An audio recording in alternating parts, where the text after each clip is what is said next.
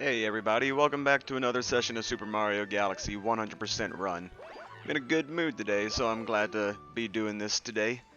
And I think that we're going to start off in a good way, where last time I know we left off I had collected just enough stars to go ahead and get to the final galaxy in the game.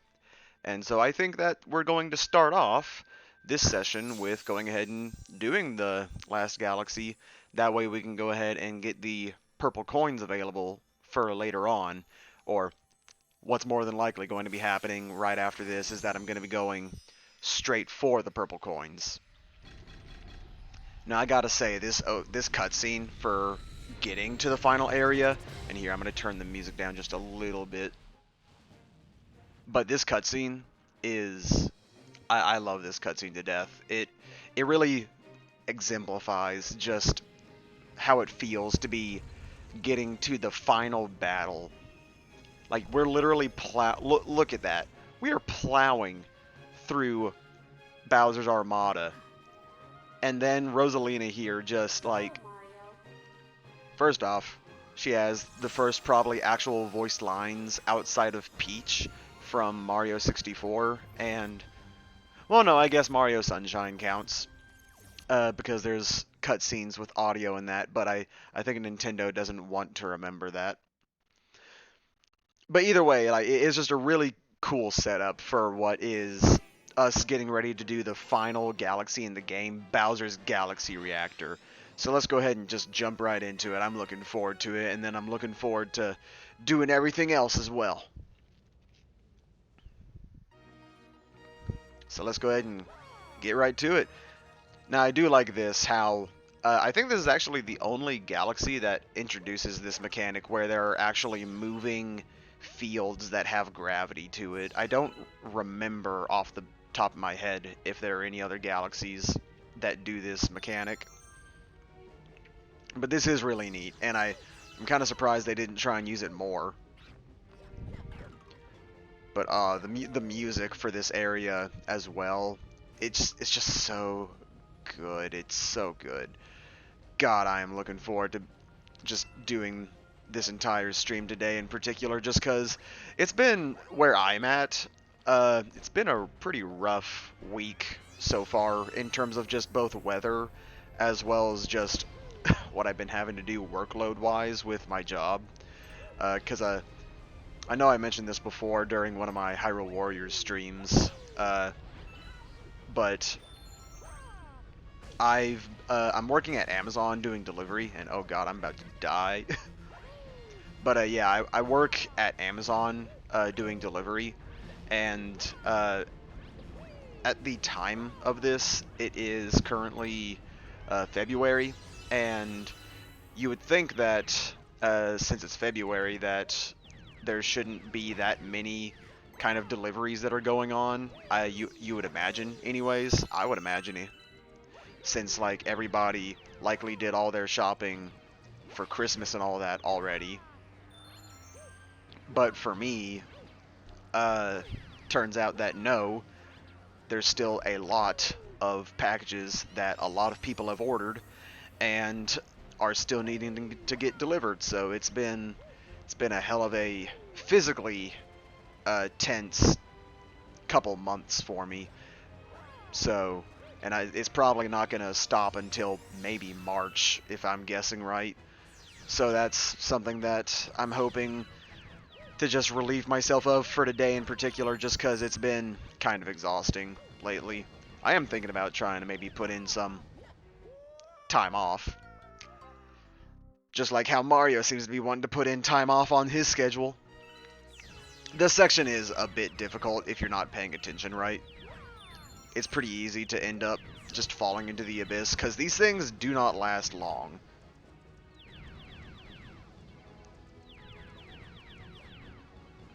So you gotta be careful. Like, those are already gone. But yeah, I'm just hoping to maybe get some time off sometime later this month, maybe. I'm not entirely sure. I just know that I'm probably likely not going to be putting in for paid time off, because delivery for Amazon, even though delivery for Amazon takes up like 90% of Amazon's workload, like 90% of workers that are doing Amazon are delivery drivers, more than likely. Uh, Strangely enough, anyone that does delivery is not actually working for Amazon. They're a third-party contracting. I don't think I know of any companies, or I should say I don't know of any deliverers that are directly associated with Amazon. So that's a fun little thing. But the paid time off is ridiculous. To put it simply, every year I'm only getting about 5 days paid time off. That's all. 5 days. And I'm not sure if it stacks up over years. I highly doubt it. But if that's the case, then that especially sucks major. Yeah, Amazon delivery. It's weird. The people that work with the warehouse jobs end up receiving a lot more benefits than those who do the more major part of the job, which is delivering the packages to the customer. It's absolute bull to me. Either way, let's go ahead and put that all aside, and let's go ahead and take down our favorite enemy, Jack Black, voiced by Bowser. Am I right? It's time to bring Jack Black to an end with his whole charade of acting. Legit though, to actually take a moment to talk about the Mario movie, that is going to be coming out in 2 months' time, and I am eagerly looking forward to it. I'm just curious to see how it's going to go. I, I, I mean, just looking at the trailers that have been released, it looks like it's going to be a genuinely amazing. And wow, I actually got hit by that. This first phase of the Bowser fight, this Bowser battle, is incredibly easy. The first two phases, I should say. And of course, I say that, but I immediately got hit. You literally are just doing what you did with previous cores, or previous boulders that have like those gems on them, and you're just hitting where his face is. Gotta say though, the music during this section is legit incredible. It's probably one of the best Bowser boss battle themes that has ever come out of Nintendo. Especially when we get to the final section. Now, I find it funny, this area. Granted, I just got hit right there, but it's actually really easy to just stand behind one of these things and not get hit. Oh god, I almost got hit trying to avoid that, though. Now, what you're supposed to do for this segment is you're supposed to hit him with one of these. And I like how if you manage to do it when it's stretched out, it gets flattened out for some reason. I don't know why that is. It's like it's like how if you ground pound it. Wait, what? Hold up. Hold up. I didn't even hit the plant. I thought I was too far away. How did that count? And I just got flung back again. What's the deal with that? Okay, real quick, I'm going to turn my mic down because I see that I'm peaking a bit, and I don't want to be peaking too much. At the same time, though, I don't want to be having the music audio peaking more than I am. Or I should say, I want you guys to be able to hear me versus all this. Now, this music, though, for this boss fight is, oh my god, it's so amazing. I'm gonna be quiet just for a second so you can hear it.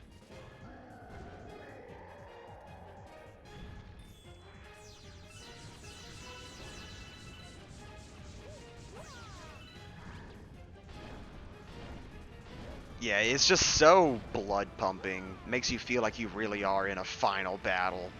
Especially this part right here.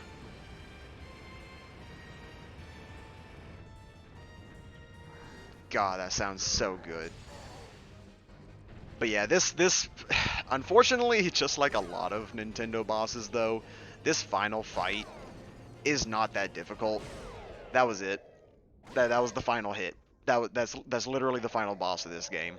And Mario Galaxy 2 is not any harder. In fact, it's pretty much way easier. It's something that I'm glad that Odyssey, for the most part, got kind of better. Even though the boss fight itself against Bowser in that game is not too difficult, a lot of the boss fights in general are more unique and feel more engaging. Not to say that this battle wasn't engaging, though. This was definitely an engaging battle. But it feels a lot more like there's just more oomph going into everything. Especially in regards to the what is it? The Dark Souls kingdom, basically, where you're fighting the giant realistic looking dragon, which when I first got to that part, just like how I'm sure everybody got to that part, everyone had to have reacted with what the flying fuck? And it was just it was a really good boss battle too. But yeah, we've already beaten Bowser, and I just saw Bowser Jr. just go die with his dad too. Poor Bowser Jr. But yeah, we're at the ending sequence here, and I gotta say, this ending gives me a number of different feelings. Like, I love the music that comes from saving Peach and flying to the beginning of the level, but then there's this moment right here, where you're seeing this star just caving in on itself, and then, in just a second, you see Bowser, and you're hearing this music.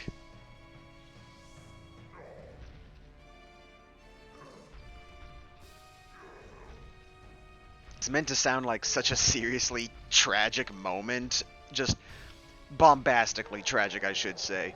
Now, what I don't get, though, is why is it that Bowser's on this planet when we were fighting him inside the core of that other, like, hollow star we were on? Because this, like, down in the corner there, the bottom left, that's where we fought him. Why is he over here now? And why is it that this one's the one that's blowing up? And turning into a legit black hole, by the way. This moment terrified the shit out of me as a kid, where, like, I thought I was saving everything, when suddenly all this is happening, and everything is getting destroyed now. Like, Peach's castle, the Comet Observatory, literally everything is getting sucked up into this thing. And look, everything's getting ripped apart and just... Oh my god, it's horrifying! Space is horrifying is what it is! But then this moment plays out and it's supposed to be like really sweet. You see the Lumas all going into the black hole and the music's playing and it's like, oh, such a sweet little moment.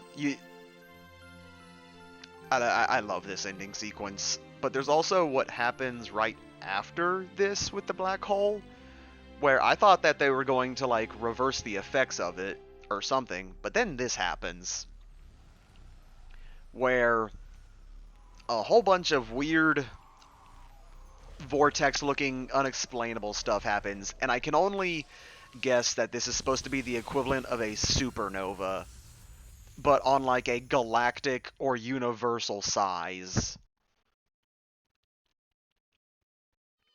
Basically, like, no joke, basically Mario just replicated the Big Bang, and Rosalina here, for some reason, turns into a giant woman. Not that I'm complaining at all, mind you. But yeah, why is she huge? And then there's this whole thing going on with her, like, it's just it's heavily implied by this that we had just reset the whole freaking universe, apparently, based on what she's saying here. Like, it's just a continued cycle of life, apparently. And a lot of people take this as the excuse that's given for Super Mario Galaxy 2, I suppose. Because in that game, you see both new assets and old assets being brought back. So, like, in a way, the cycle repeated itself in similar aspects, but not all the way. And, like, things are just playing out differently. Because, like, we finished this game with us going back to the Star Festival at the beginning of the game. Or, like, not even the Star Festival. It's just like we're waking up back where everything started. And in Mario Galaxy 2, we are Why is that water effect going up the waterfall? Okay, sorry. I got distracted there for a second. The water effect was going up the waterfall. But for Galaxy 2, um, we begin that game by doing the Star Festival again, but things are played out differently now. And as you see here, like, everything's different. Like, the honeybee queen is there. Dino Piranha, I think I saw some Goombas with the pumpkin heads. And I guess this is just people's way of trying to say that this is where Galaxy 2... Like, this isn't necessarily where Galaxy 2 starts up, obviously, but, like, maybe a year or two from this time, they're doing it again, and Bowser, like, what's different about him this time is that he's super huge. But what's kind of weird in Galaxy 2 as well is that they're kind of loosely implying that Mario doesn't recognize who Rosalina is, and I don't understand that. Because Mario, I would assume Mario recalls Rosalina, but I don't know. I don't friggin' know. What I don't understand, though, is how they expect us to be doing this game, completing it, and then they're gonna say that, oh yeah, well, there's a post game where there's all these purple coins, and I'm like, wait, what? But I can get into that discussion, what, 10 minutes, 15 minutes from now? I don't know how long these credits go on for, and unfortunately they are not skippable, so that is something that we're just going to have to sit through together, I suppose. I will say, though, this ending credits music is phenomenal. Like, Mario's always had really good ending credits themes, like Mario 64. That ending credits theme is really good. It's like a combination, I think, of a handful of levels from that game, along with just the overall main theme of 64. Sunshine is a sort of a general blend of its stuff too. But this particular one is like, it's a wonderful orchestral rendition of Galaxy mixed with other portions of Galaxy as well, that it feels like it connects. Like, listen to this.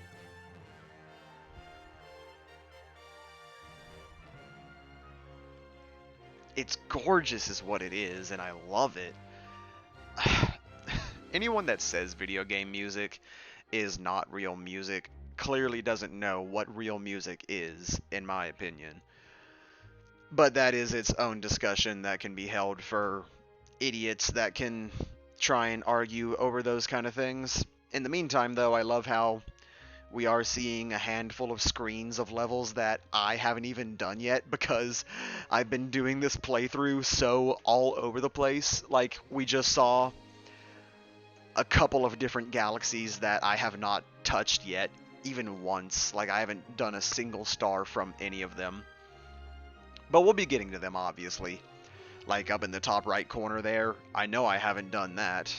But in the bottom left there is the gold leaf mission from earlier. And, like, I haven't even unlocked the level on the bottom right there yet. It's funny. You could be playing this game the way that I did it, where you just go the most weird out there pace. And it's showing you levels that you haven't even looked at, haven't even unlocked yet, because I don't think I've unlocked all the galaxies in... I haven't even touched the garden yet. I've only barely touched the engine room. But I don't think I've even unlocked any of the missions from the garden yet. Or no, excuse me. I don't think I've unlocked all of the galaxies for garden. I love that image though in the bottom left there, where how in the world can you even get that many Bomboos on screen? Well, I mean, not even on screen. Like, how can you get Mario to hold on to that many at once?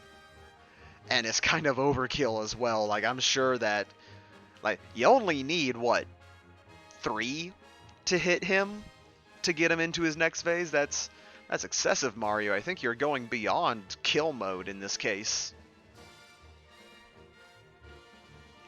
And actually, I'm trying to remember now. Did I do Bouldergeist Death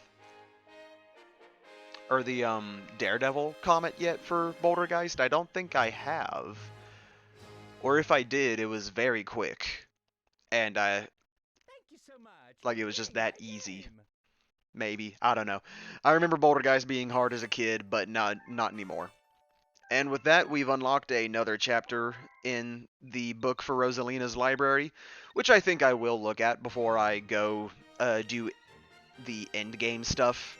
Like, before I go to Bowser's Galaxy one last time after getting all 120 stars. But yeah, this text right here is weird as well, because, like, it's implied that we went back here, even though the universe reset itself, supposedly. It's really just, it's odd. It's odd. It kind of doesn't make much sense, but hey, what am I to say, I guess? Apparently I didn't do all the missions for Luigi yet, so that's pretty funny, actually. And, oh, okay. I wasn't paying attention to this before, but since I'm playing this on the Switch version, they have to have a different way of you being able to see these letters. To view a picture, press plus to access the pause screen. So, oh, okay.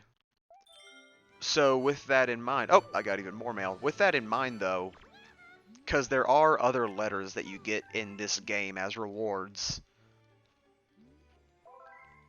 how would we access those? Because in the Wii version, you had the Wii message board, which was how you got access to those. But in this, I assume it's going to be the same method as we're getting for Luigi here. Speaking of Luigi, though, I could go ahead and do that, but we have our first Purple Comet mission, and I think it's best that we just go ahead and get these done and out of the way as soon as possible. Because, again, I don't want these to be something that is dragging the playthrough, making it more repetitive, I should say.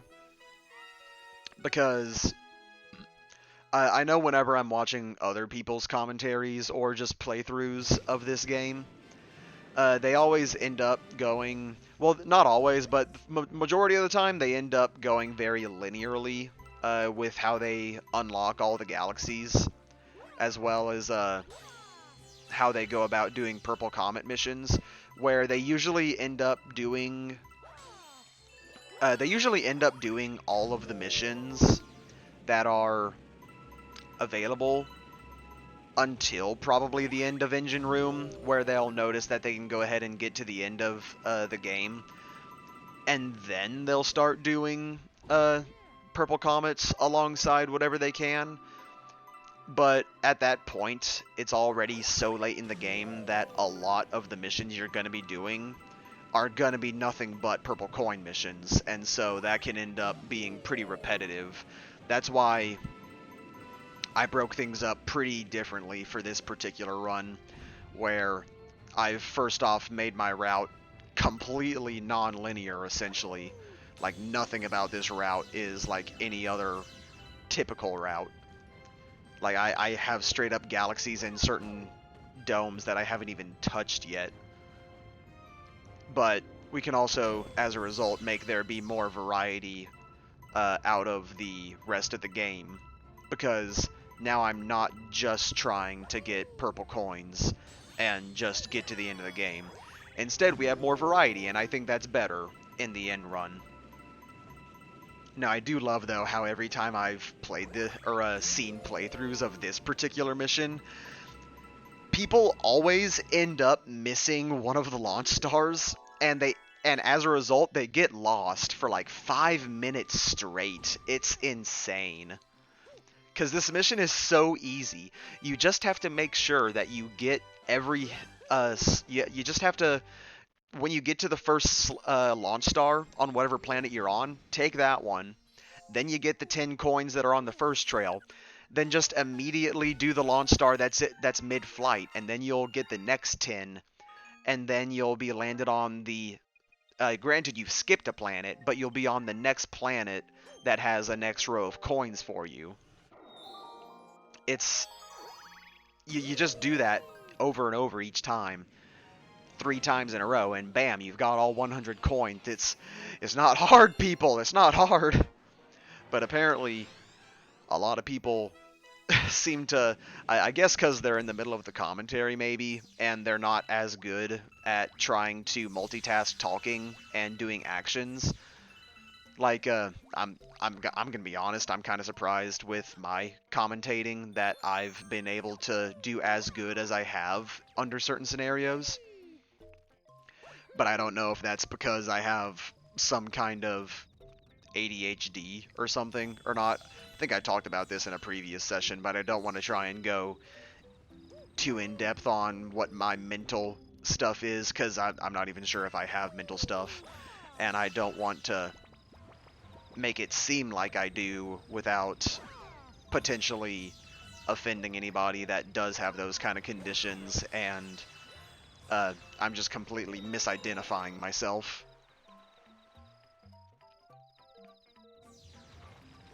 But yeah, in regards to like commentating while doing actions, it's just interesting to see how a lot of people will mess up some of the smaller things, and then there are gonna be like more larger actions that's like, come on, that wasn't as hard, or that's supposed to be harder than what you did earlier, but you did it first try. Meanwhile, when you were commentating this one segment, you're having so much of a harder time. Like, what's going on? What's wrong? I'm not here to try and call out anybody, though. I'm just... I'm just talking as if I know what I'm doing. Which, oh god, I'm surprised I didn't touch the water there. But I know that, to go on to what I'm supposed to be doing here. I'm supposed to be doing Luigi's mission here. Nope, get up there! Okay, good, I got up there.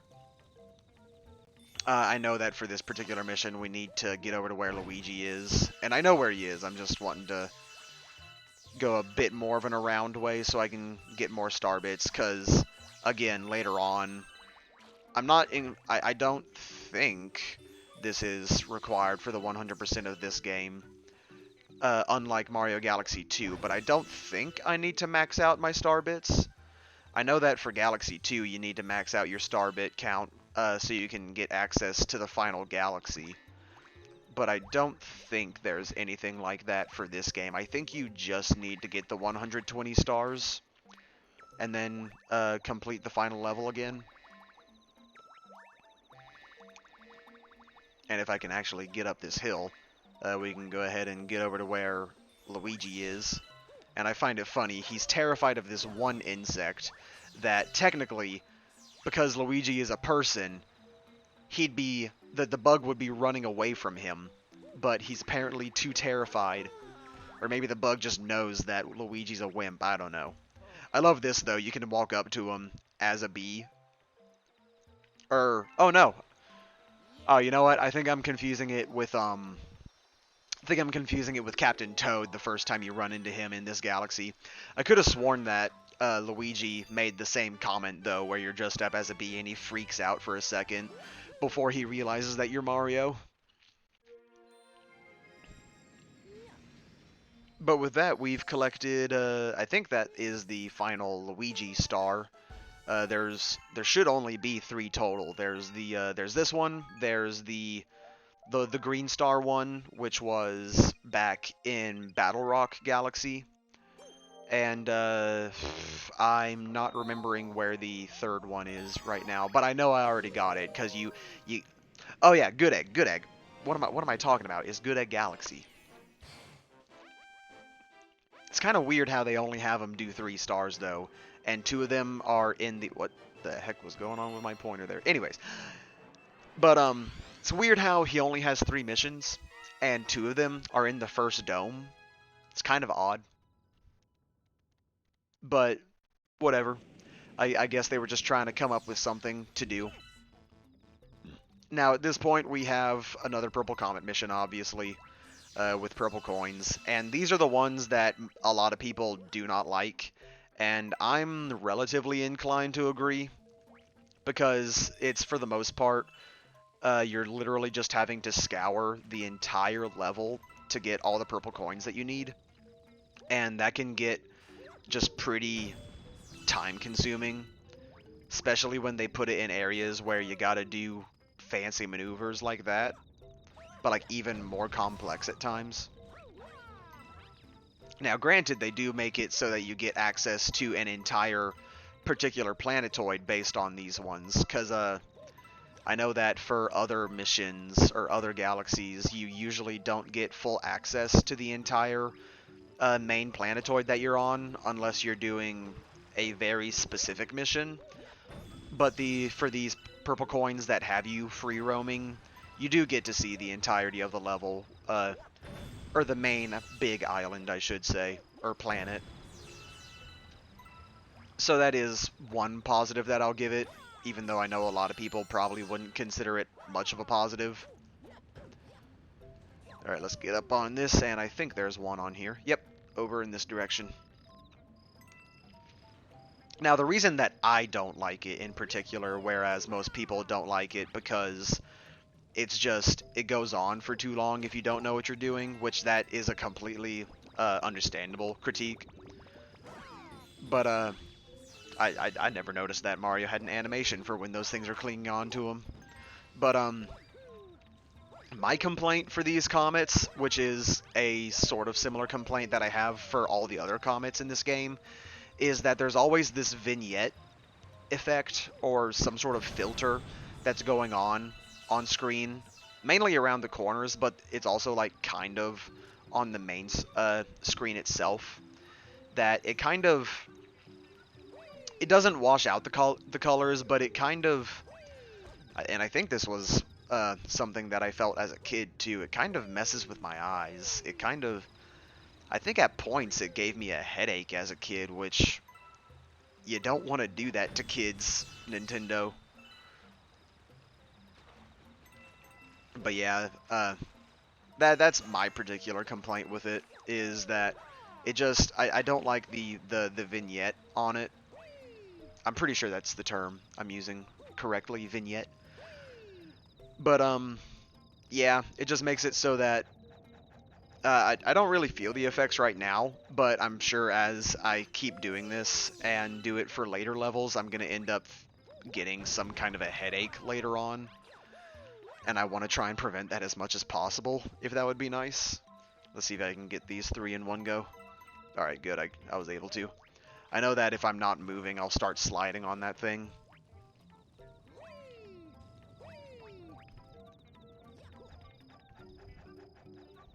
But yeah, for the purple coins, oh god, I thought I died for a second there. For the purple coins, for these kind of missions, I don't mind them too much in regards to you're having to explore the entire level. Because it makes you do things that you wouldn't think to do normally. It has you going to areas that you wouldn't really think to go, even if in contention to the mission, it can make it so that the player, aren't thinking of going to these areas because you've never gone in the first place. And why would you try and do? Oh god, I almost died there. But yeah, there's like the downside of you could get lost, you don't know where you're going, or you don't know where else there is to go. And as a result, you get lost. There's like one coin that you're trying to find still, you have no clue where it is. It's in this probably far remote place, or it's just hiding behind something like this. And you're like, how was I supposed to think to do that? And I can totally see that kind of problem. But for me, I'm already kind of an explorative type, where I like to explore things as much as possible, which ends up being a detriment in some games in particular, where, especially for modern games in particular, where there's a lot of junk filler, or like junk collectibles that you're supposed to find, where you're just, it's literally something that the developers put in just to give you something to do in the midst of the map without making it seem like it's boring. Like, for an example, even though I like Breath of the Wild to death, a lot of people do not like going for the Korok seeds, and I am one of those people as well. I'm not a fan of going after the Korok seeds unless I just happen to stumble upon them. But in the defense of Breath of the Wild versus a lot of these other games, Breath of the Wild doesn't have this whole thing where it maps out where all the Korok seeds are. It's up to you to determine how much you're gonna find, and that's something that I will say in defense of Breath of the Wild versus other games. Like, a perfect example of junk filler, the game, is anything that Ubisoft makes nowadays, where literally you end up doing the same thing in practically every single Ubisoft game. Assuming that you are like me, where you're an explorative type and you want to try and get everything done. You prioritize going to towers because you know that'll open up the map for you. And when you open up the map, that'll make it so that all the objectives are seen on the map. Versus in Breath of the Wild, where you just get to see the landscape. You don't get access to anything on the map. Like, there are no markers that are unlocked because you climbed a tower. You just get to see what the map looks like. So you can get a better lay of the land, and you can get curious about things instead. So, unlike, let's say, Assassin's Creed or Far Cry, where for those games, yeah, they might have a map that has an overtop detailed looking map. The problem is, though, is that it's filled with so many icons for things that you can be like, hey, there's a collectible here, hey, there's a side quest there, hey, there's something here, there's something there, there's something, something, something, and it's just so much. I decided to just start calling it uh, junk items, because so many of the things that you're doing don't do, like, there's nothing that you get from them. The earliest granted, for this particular one that I'm about to use an example, there is something that happens, but I practically associate it with nothing. And it's that for Assassin's Creed 2, the first Assassin's Creed 2, because I know that people might say, which one? Brotherhood, Revelations, what? The original. For that game, there are the bird feathers that you're supposed to collect for, like, your little brother, or your mom or whatever. I forget. But that's like the earliest example of junk items or junk collectibles that I can think of, where it's literally just there to give you something to do. You don't get any real rewards out of it. Like, there's not even any sort of progression rewards that you get from it, like how, again, to bring Breath of the Wild in, for that game, the more Korok seeds you collect, the more that you can pay to the what's his name, Hestu or Hetsu. The more Korok seeds you can pay to that guy, the Korok, and he'll expand your inventory for you. That's a reward that you get for it. And you could collect all 900 of them and get a maxed out inventory space. Or you could do what I choose to do, where I just go along with the game. I do what I want to do.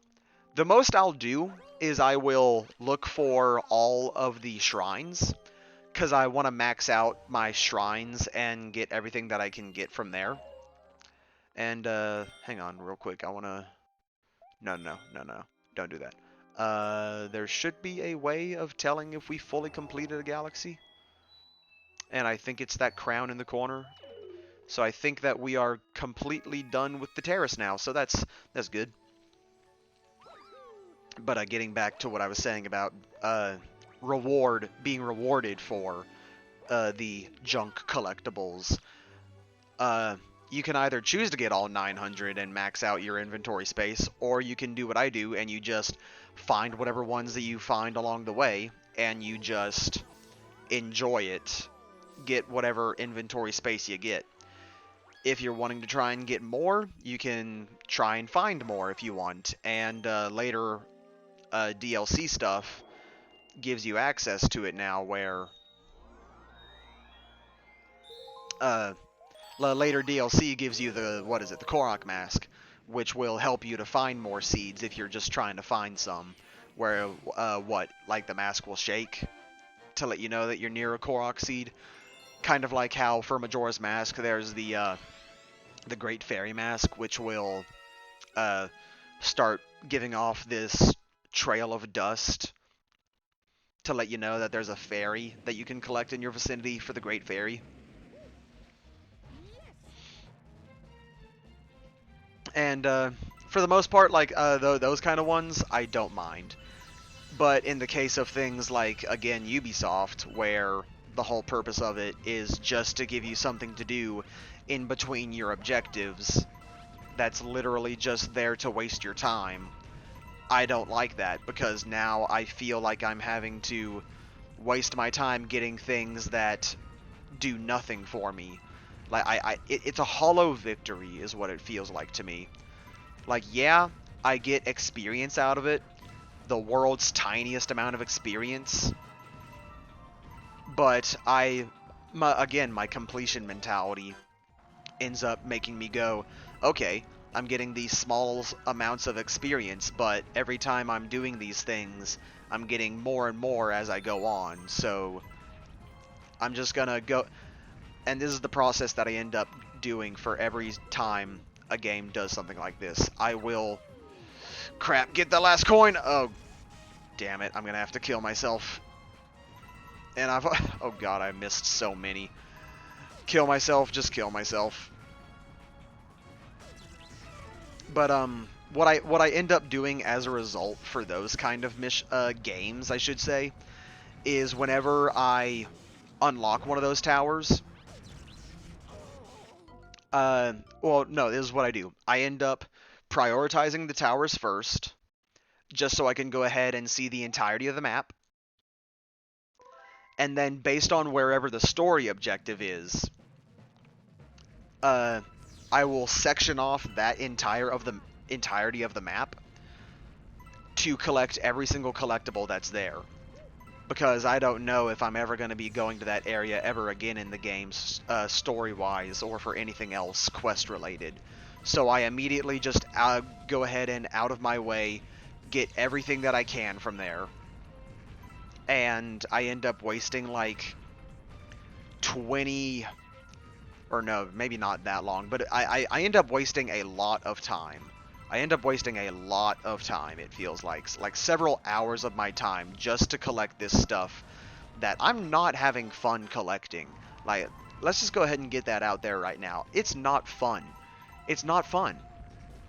Because I'm not getting any sincere rewards out of it. The most I'm getting is like maybe a tiny bit of EXP, and in the case of like, I don't know, Assassin's Creed Valhalla maybe, there are like those random mission quests, which I didn't think were all that interesting. I felt like it didn't define the world all that well. But there's also the random collectibles, which, granted, there are ones that give you armor sets, and those can be good, of course. But then there are the ones where it's like, oh boy, you gotta shoot this mask and break it or something to like break the curse or whatever.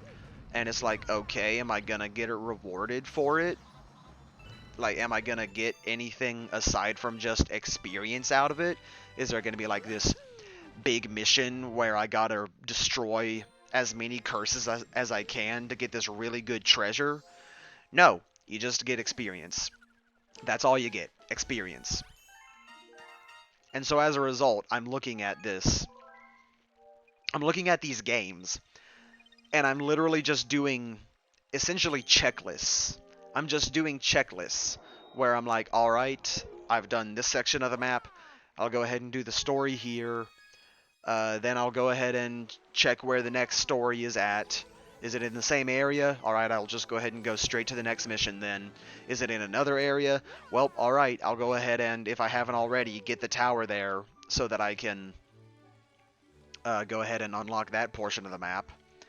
And then I'll be able to go ahead and do all the tasks in that area, and then, oh boy, I'm bored again because none of these things are giving me rewards, and it's like, it's just, I'm pretty sure I just defined what 90% of modern open world games are like now, where it's just filler. It's just filler junk items that do nothing. They do nothing. And it bothers me so much that games nowadays seem to not care. And oh god, I just unlocked several purple comets doing that. Alright, I guess I'll go back to the fountain and go ahead and do space junk then. But, yeah, man, I really hope that when Breath of the Wild 2 comes out, hopefully later this year, hopefully there's no longer any delays. And I also hope that we actually start seeing some actual game content, because we have not seen shit in a while. And Nintendo loves to do this thing where they don't show anything until like the month before the game comes out. But like, I'm just hoping that just like Breath of the Wild 1, it'll feel like I can set my pace, and I'm not feeling like I'm just operating a checklist of things that I have to do. Because if I'm just operating a checklist, then I'm bored. Congratulations, game developers, you just bored me. You made your game boring, and that's bad. Now that I've gone ahead and done that whole tangent, back to purple coins we go. This mission is actually an interesting one, where you see where the purple coins are, and if you are smart with your jumps, you can actually just long jump to wherever the ring of purple coins are, and you'll be safe to land, because there's going to be these platforms that will move into place. So like this one over here, if I'm smart about it, I can just long jump over there, and then I got the coins nice and safely. I almost died at that one, though, because I would not have reached that one with a long jump. Let's see, there's just 20 left. There's one ring over here. And where is the last one? There it is. Over on the left. And we are done with space junk. And with that, I think we are also done. Oh, wait, no, that's right. We gotta... Oh, God, no, no! I panicked because I remembered that there was still a time limit on this mission. No, don't go back to the observatory! Please tell me that the comet is still there. Oh, thank God. I'm going to take a quick sip of water, excuse me.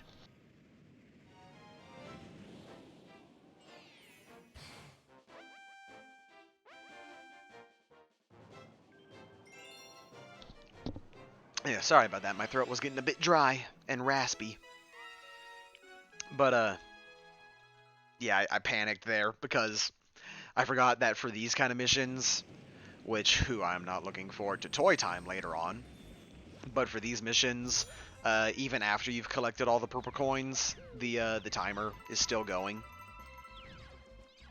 And so, if you're, like, really far from where the star is when you've collected the last of your purple coins, and there's only, like, 10 seconds left, then you're gonna have to hurry your ass up, otherwise you're screwed. And that's kind of what's making me a little nervous about whenever I get around to toy time.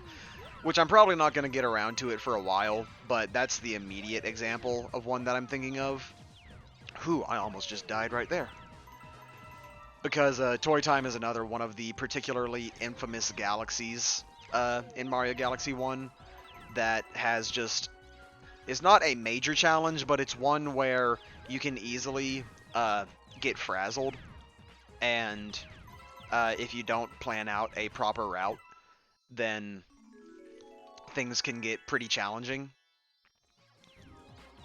I know that it's one when I was younger I definitely had a challenge trying to get.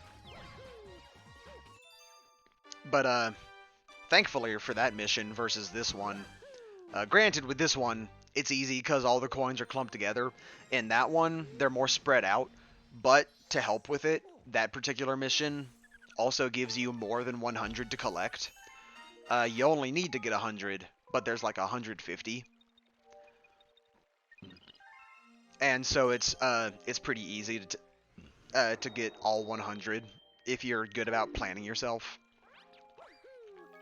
Which I want to say, I have a particular route in mind, if I remember from when I was younger, and just looking at the map of it. But that's something that we're probably not going to get to for a while. And let's see, where can we go next? I know that I'm doing a whole bunch of purple comets right now, but that's mainly because I want to get as many as we can out of the way, the ones that are available anyways. Because otherwise we're going to end up just doing a lot of purple coins later on. That's going to be way more repetitive. So I'm just trying to get through as many right now versus later on, so that just so that it doesn't seem like we're doing nothing but purple coins by the end of the game. And let's see, we got 3 here. I think I'll go ahead and go to the kitchen next. I think I know which particular mission that one is in the kitchen. I'm pretty sure that one's going to be Beach Bowl, if I'm right, because I don't recall what the Boo Mansion Galaxy or whatever the name of that one is, or Ghostly Galaxy, is it? I don't remember what the purple coins for that one is. I think it's something to do with Pole Stars, if I remember right. And I want to say that one was kind of challenging too, because it was a time limit as well. But nope, it looks like I was right. We're doing Beach Bowl. So this one is just going to end up being another case of Honey Hive, where it's just an exploration one. And I want to say for this one in particular, unlike Honey Hive, this one is more fun, I would say, quote-unquote more fun, because Honey Hive is a lot of verticality, and you could easily miss something just because you misjump or like land wrong. Meanwhile, for this one, it's a pretty open area with a lot of options for where you want to go. And there's just purple coins generally in every direction, so it's kind of hard to get punished. Whoa, Mario! Where were you going, buddy? What just happened there? Hold up, I want to see if I can do that again. Ah, no. How did I do that? Hang on, I'm gonna try and do that again. How did I do that? Like, I went into the water, I entered the shell motion, and then, like, I somehow shot myself backwards out of the water. No, I just went straight forward that time. I'm gonna try it one more time and see if I can do it. I'm not even sure how I did it in the first place. Okay, well, I just messed up there, but yeah, that was really weird. I just propelled myself in the opposite direction. That was definitely interesting. Now, if I can just land on these wooden platforms, there we go. I'm just gonna actually ditch the shell because I'm not gonna be able to spin otherwise. I don't think I can even long jump with the shell, actually. But yeah, in regards to this particular mission, I think it's better than Honey Hive, just in the regards of it's a little more contained compared to Honey Hive. Like, even though obviously it's probably size-wise bigger than Honey Hive, but everything is generally more in sight versus Honey Hive, where you gotta kind of force yourself to look around more. Like for this right here, there's literally like a good 20 coins just on this swing. On this rope swing. And just like that, I got 48 coins already. I'm about to get 49 as soon as I jump on this guy. Haba! That's what you get, boy. I also just like Beach Ball's music a lot. I know I talked about it before. I, for the most part, enjoy any sort of water theme level. Beach levels too, even though I'm not necessarily a fan of the beach itself. But in terms of just a beach aesthetic, I do like the beach. It looks really nice. If it was something like this, if the beach, obviously if the beach looked something more like this, I'd probably be a lot more interested, especially considering how flat earthers would be having a fun time looking at this. But like aesthetic wise and just with how much stuff there is around here to do, there's a lot more to do here than there would be at a basic beach. Because like here there's all these different sort of things you can do. You can just hang out in the water if you wanted to, or you could do this where you go to this rope swinging thing and you can just have a good time swinging and then propel yourself into the water. Oh, hold up. Does Mario do a dive animation if he's above water? Hang on. Because I saw him, like, just turn straight down in the water. Let me try that again. Okay, no. He's still in his butt stomp transition when he's in the air. It's just that when he hits the water, he does that diving animation right there. So, that's interesting. But yeah, if the beach were like this, where I could swim around underwater and there were a whole bunch of unique areas I could go to, then heck yeah, I would be more interested in the beach. There'd be a lot more to do, that's for sure. And granted, depending on where you live, there might be a beach like this where, not necessarily where it's a flat earth at the edge, but there's more stuff that you can do. Like, assuming that you can afford scuba gear and you live somewhere where the water is visible when you're wearing goggles underwater. There might be some really cool coral reefs or something that you can go to. Maybe you live over in Australia and you can explore the Great Barrier Reef. You know, when it's not getting bleached by oil and all that, but that's a different conversation for another time. Oh. Hang on. I don't know if I'm still streaming or not. I just got a message on my computer saying that OBS just disconnected and is trying to reconnect. Alright, it just reconnected. I don't know if this is still streaming or not. It says that I'm streaming. I don't know why OBS suddenly just said that it disconnected. If it is no longer streaming, well, shit, that sucks. I guess I'm just doing recording now. But, I'll just keep going as if there is an audience, I suppose. But yeah, the beach is somewhere that I feel it would be more enjoyable if I lived somewhere where there was more you could do at the beach instead of just hanging out on the sand. And then that's kind of it, aside from going in the ocean. And just swimming, like not bothering to explore underwater or anything, like you're only swimming and nothing else. Now, I want to say that there is a singular purple coin over here that I need to have a green shell to access. If I can, of course, reach the platform. Come on, Mario. Get out of the water. Come on, Mario. Breach the water. Gonna have to go back down, probably turn around, and then try and get out of the water. Just like Majora's Mask in that sense, I suppose, where, depending on what version you were playing.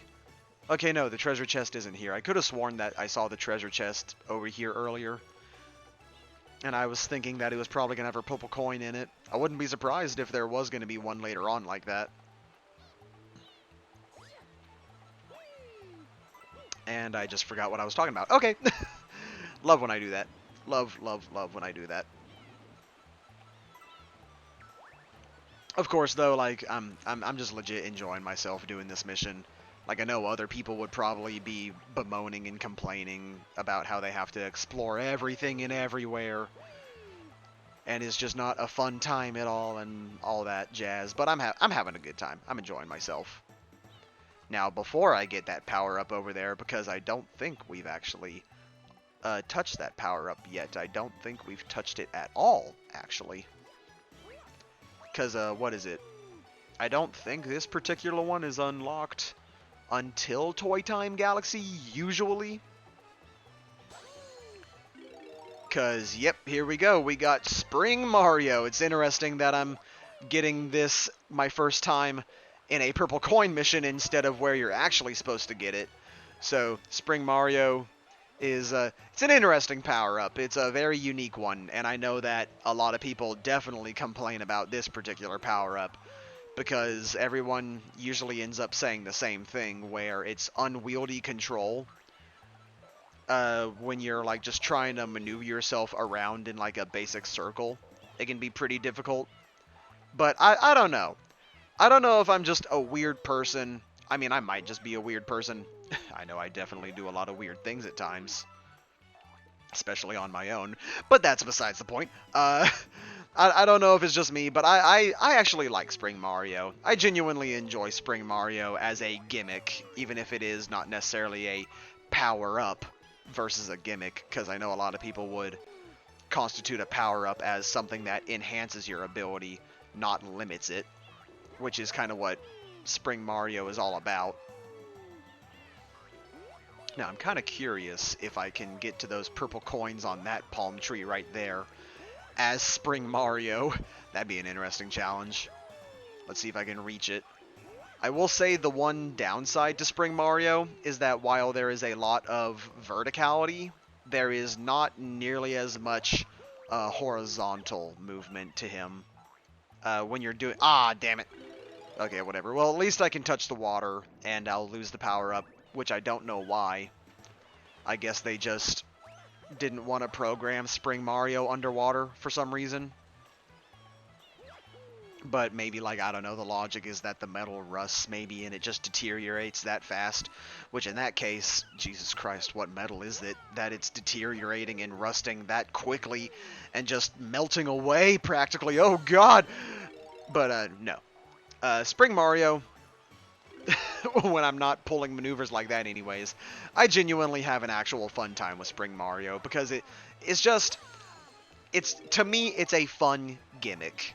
Something that is not necessarily making it harder for you. It just makes it so that you're just doing things differently. You just gotta change how your brain is operating in the moment.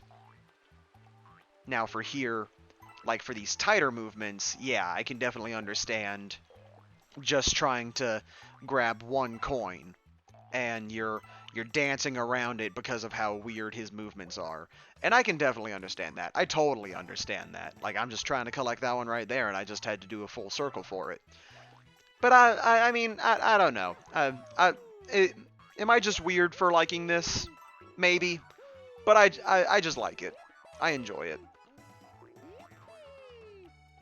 Now, one of the things I do wonder about, though, is later on, whenever I get around to unlocking Luigi, I wonder if the spring height is different from Mario at all, with his spring height. Because that would be really interesting if they chose to do that at all. And, could have sworn that there was going to be a purple coin over this way. Well, here's hoping that the last 5 are up here.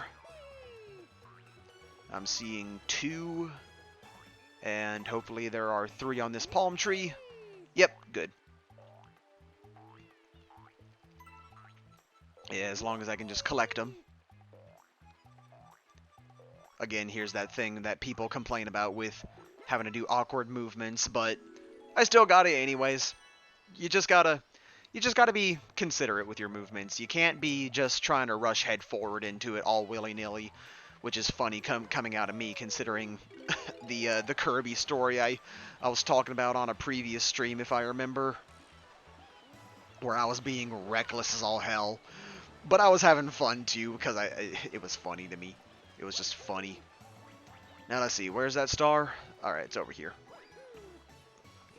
And with that, we have completed Beach Bowl Galaxy. We're never going to be touching Beach Bowl ever again, sadly. I like Beach Bowl Galaxy. And later on, even though I haven't touched it yet, because I think it's in the engine room, if I remember, there's Sea Slide Galaxy, which is basically just Beach Bowl Galaxy again, but now, like, way more linear, I suppose. And that galaxy I enjoy for the most part as well, thematically speaking, anyways. Because, again, beach. I like the beach. Even as an aesthetic, anyways.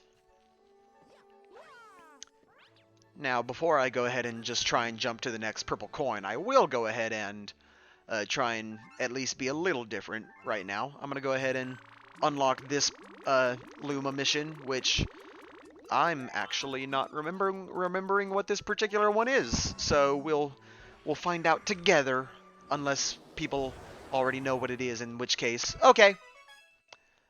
Drip Drop Galaxy, is this the one that I'm thinking of, or is this the one that...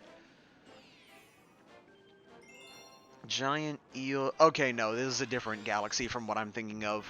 I'm thinking of a galaxy that is, I think, in the garden, actually, where there's this whole thing going on with it where, like, the platforms are fading in and out and all that. I actually like this mission quite a bit too, because again, with the whole water aesthetic, I could go on for freaking hours talking about how much I love the water for just anything in general. But I'm gonna try and avoid doing that, at least for live streams anyways. I don't know if I might one day just go crazy and go primal or something and just start going on for like a legit half hour to an hour about how much I love underwater levels, aesthetic-wise. Not necessarily gameplay-wise, but aesthetic-wise. For this mission, it's pretty easy. You just gotta take out the eels using shells. And I think that there is a treasure chest somewhere that when you open it up, it'll give you a red shell. If I can find it, of course. And if I can find a green shell as well. There we go. And let's see if I can... Oh no, there's a red shell right here. I don't know what I was talking about. So the red shell, I don't think I've collected a red shell yet, but a red shell is faster than a blue shell. Or, not blue shell. I would imagine a blue shell would be way faster than a red shell, I'm sure. But, the red shell underwater is faster than green shells. So, if I can get away with it, I'm gonna be trying to find red shells whenever I can. In fact, let's see if I remember where I found that one just a second ago. Oh, there's one on the toad ship. And I just saw another one there for a second. I think there's only one eel left that I have to get, and there he is right there. These one-off galaxies are really easy. And it's kind of a shame, I'll say, because these one-off galaxies, like, you get them by going after enough star bits to get these hungry Lumas to unlock the galaxy, or create the galaxy, essentially. But a majority of them, like, the challenge is not that hard. Like, this one, there were only 3 eels that I had to get, and then everything went fine. Earlier on, there was the sweet treat level, which that one is really easy to do as well. And then there was, what, the fountain with the sling pod galaxy, I think it is, which that one's pretty easy to do as well. And, oh, would you look at that, I just unlocked a galaxy in the engine room. Neat. Of course, though, I am seeing I have a handful of purple stars comets that I can go for. One of them being in the kitchen, just like I mentioned with Ghostly Galaxy. And I think I'm going to go ahead and try and go for that one right now, if I can. Well, obviously I can right now. I have as many attempts as I can afford to do, as long as I don't accidentally hit Return to Observatory and it potentially get rid of it. I don't know if there's a chance when choosing Return to Observatory if the comet goes away and you gotta try and get it to respawn. I don't remember if that's the case anyways. I sincerely hope that's not the case. But we can go ahead and just do this next one. Ghostly Galaxy, that's the name.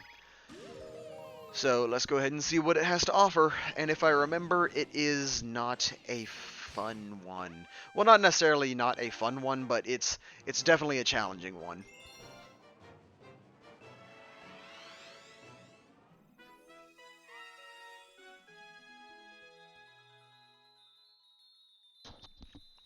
Alright, yep. This is definitely what I was thinking it was. So yeah, this is the one where it's literally a minute amount of time. You only have a minute. Now, here's the thing, though. Like I was mentioning for the Toy Time Galaxy, there are more than 100 purple coins here. There should be 150, if I'm correct.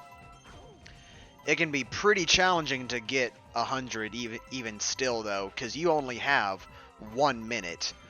And all these bouncing meats, like, I'm wasting so much time here. Like, it's unbelievable how much time I just wasted there. I'm probably not going to get this first try. It'd be really nice if I got it first try. I am over halfway already. But this can be pretty challenging if I'm good about it. Holy crap, I'm actually pretty close right now. I am one away. I have 14 seconds to get that star. I am pretty shocked by that, actually, because I was expecting to not get this at all. Yeah, I got this in the bag. That was easy.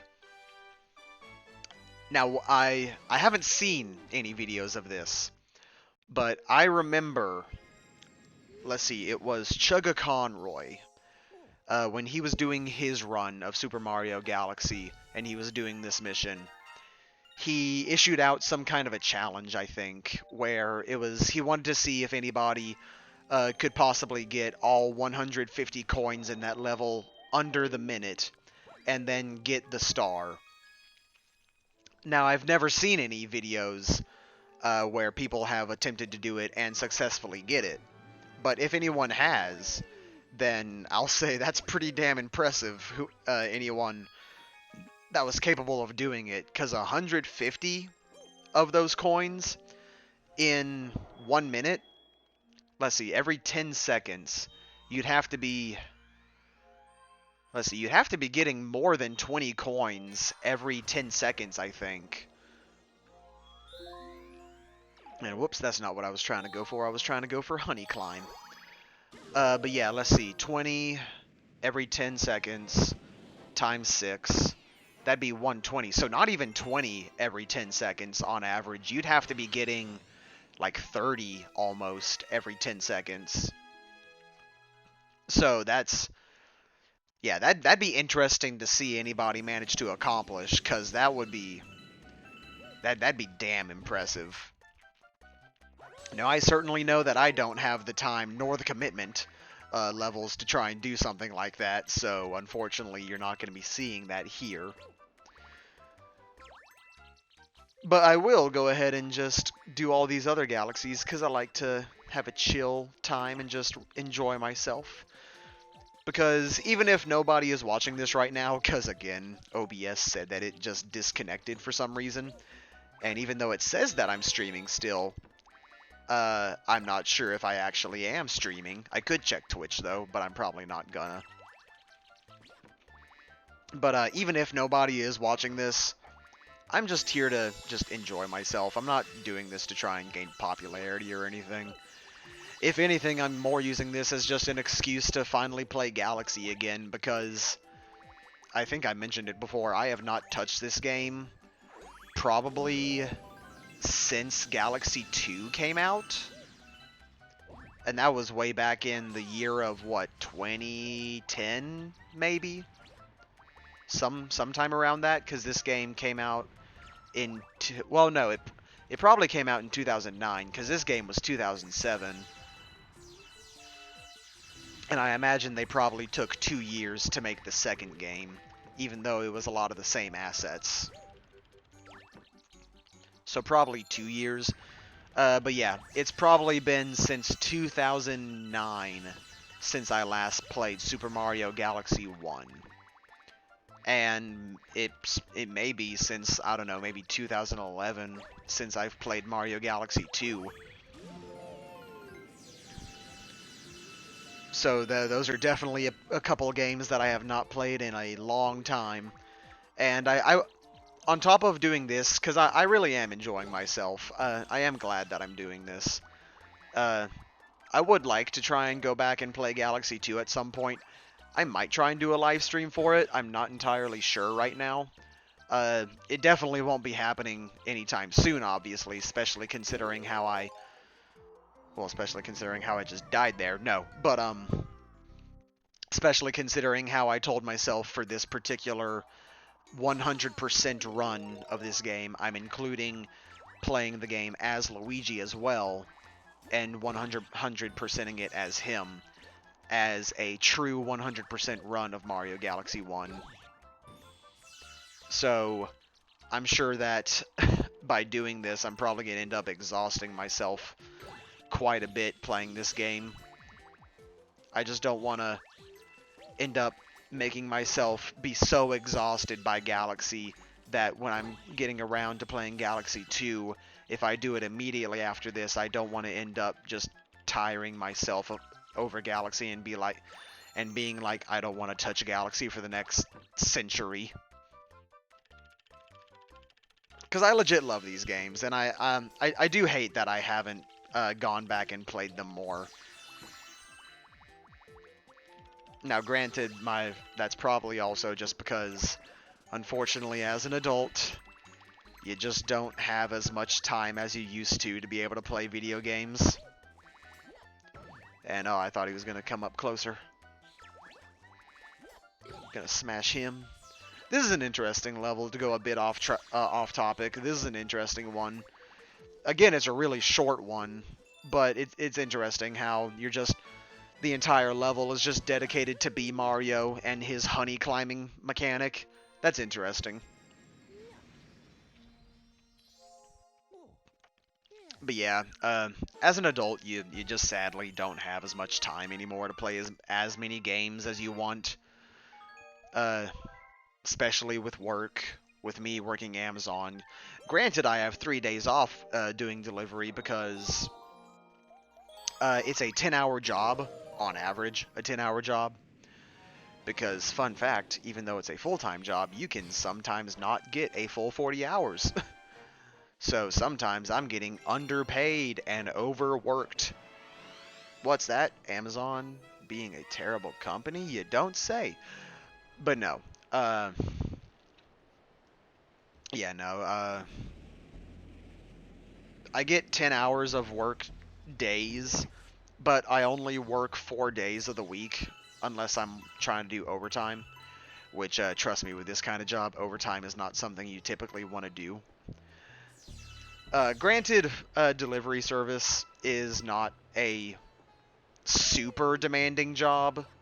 It's definitely gonna make you be working quite a bit. Like it's not an easy job. I'll definitely put it that way. It's not an easy job, but it's also not necessarily a hard job either. It's one that can just be. It can kill you apparently. No. Well, I mean, it might, depending on where you are. With how many times I've heard about deaths doing Amazon delivery, but usually those are at the fault of the delivery driver themselves, usually not paying attention, whether it's they don't see a car coming alongside the road and they're trying to get to the other side and they get hit or something, or there's a dog at someone's house and the dog is very clearly getting ready to want to rip your face off. They instead try to still attempt the delivery and they get mauled alive, and it's like, well, what were you expecting? But no, outside of those particular kind of hazards, which if you're doing your job right and you're not being stupid, okay, I just died twice here, this is pitiful. But as long as you're just not trying to forcefully kill yourself doing the job and you're not necessarily being stupid about certain actions, it's not that bad of a job. Because again, like I said, I'm only working 4 days of the week. I'm working, let's see, I'm working Tuesday, Wednesday, I'm off Thursday, and then I'm working Friday and Saturday. Now, for some people, they're like, oh man, I need my weekend though. I need my Saturday and Sunday. Well, for me, my Saturday and Sunday is a Sunday and a Monday. And then I also get another day off. Turn back, Mario. Turn back, turn back, turn back, turn back, turn back. Thank you. Whew, that was close. But, you know, I know a lot of people would be like, I need my Sunday and, my Saturday and Sunday for my days off, though. But I'm like, I still have a 2-day weekend, and then I have a bonus of I'm only ever working 2 days in a row, and then I have a day off. It's actually pretty nice when you put it that way.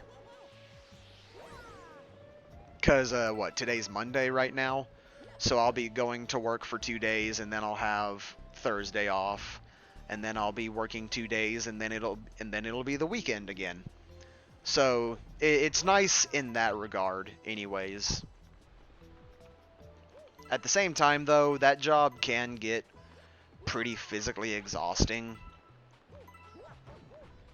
Granted, I am working with a company, a third-party company, that the boss loves to keep on saying that we have it easier than other companies with Amazon, which I'm sure we probably do, but still, on average, I, in particular, am delivering to around 200 houses a day, sometimes more, probably often, likely more. And I have to be there at the station at 9 in the morning, and I don't come back until 7 to 8 o'clock at night. And that is 10 to 11 hours. And for some people, that's like, dear God, that is way too much. And I can totally agree in that regard.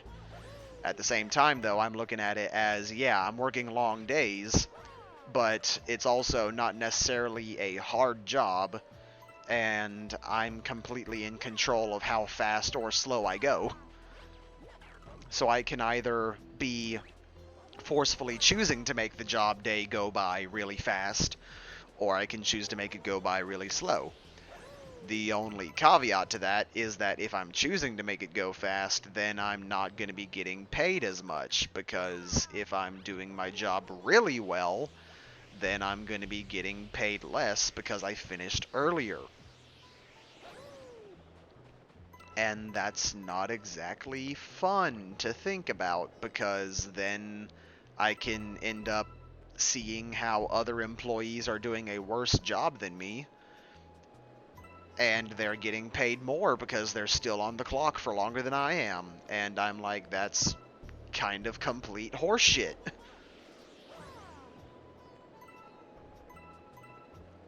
But I could go on for a long time about how this particular kind of job is in ways fair, in ways very unfair.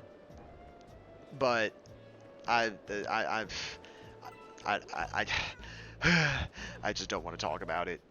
I don't want to just drown myself in my own sorrows with that particular job.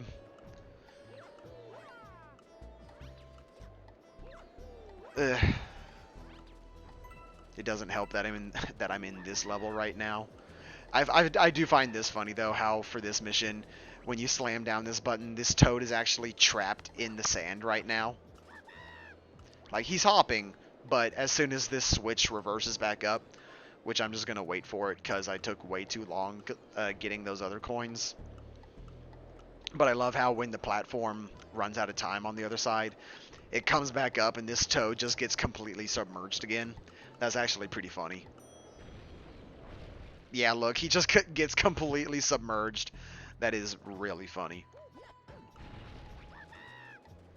Alright, let's go ahead and rush our way over to the other side. And I could have sworn for this particular mission, I could have sworn that for this mission it was another case of it's timed, but apparently it's not. And again, I think it's just me thinking about the fact that this particular pillar here has a time limit for it, where if you are taking too long, you're not going to be able to get all the coins in one go, and then you're going to have to go all the way back over, and then you're going to have to slam the button down, then you're going to have to come all the way back, and then collect the coins again. Thankfully, though, I was able to do it in one go, and I got the star. So now, thank God, until I get around to playing as Luigi, I will never have to touch Dusty Dune Galaxy ever again. Thank God, because I do not like Dusty Dune Galaxy one bit.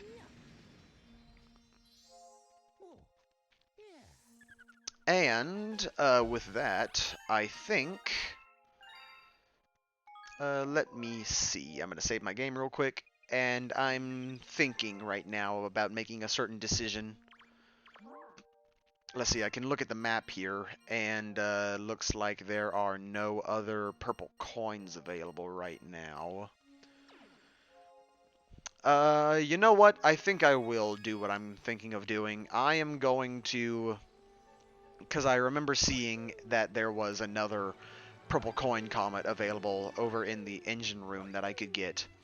I am going to go ahead and pay some star bits to try and get that comet to show back up, just so I can go ahead and get it out of the way. Because if it's the one that I'm thinking of, it's probably Gold Leaf. And Gold Leaf Galaxy, unlike Honey Hive,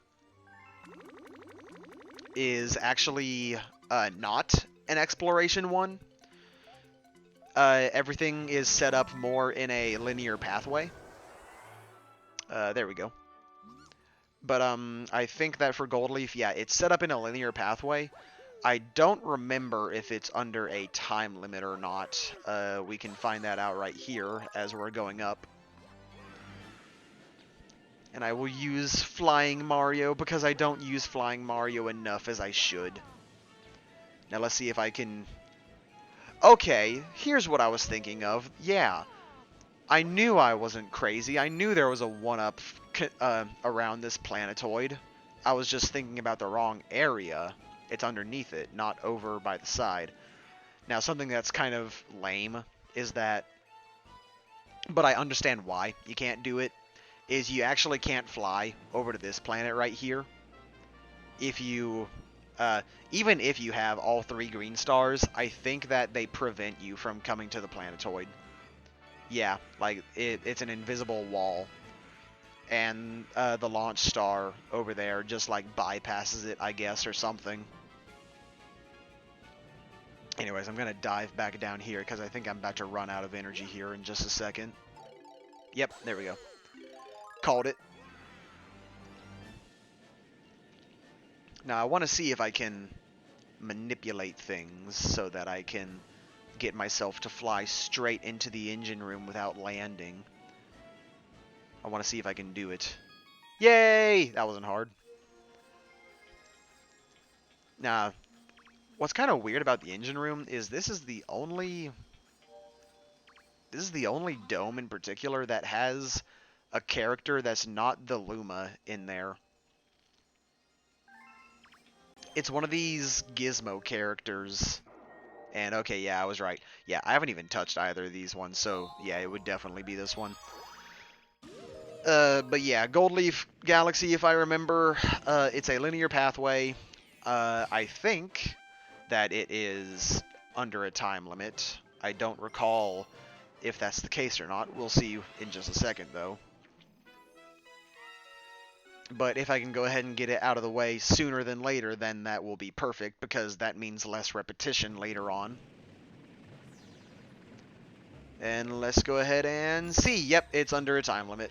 3 minutes and 30 seconds. I almost died there. That would have been way too embarrassing. Oh, God. But no, this mission isn't hard at all. Everything's in a linear pathway. There's only a couple of coins that will be a bit off to the side.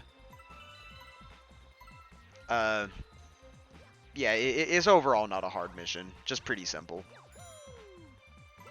I will say, though, I do like the music that they play for the Purple Coin Comet missions, because I don't know if it plays for every single mission. Uh, no, it doesn't. But I do like how it'll start playing this theme song, which I don't know the name off the top of my head. I don't remember a lot of these names, actually, unfortunately. I don't know if they're based off particular galaxies' names or not, because this particular song, like listening to it, parts of it has Gusty Garden vibes, like this part right here.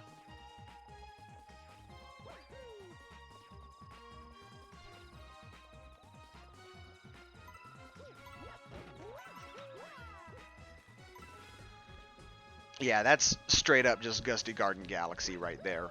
But it also has like its own unique parts to it as well. Uh, but I don't know if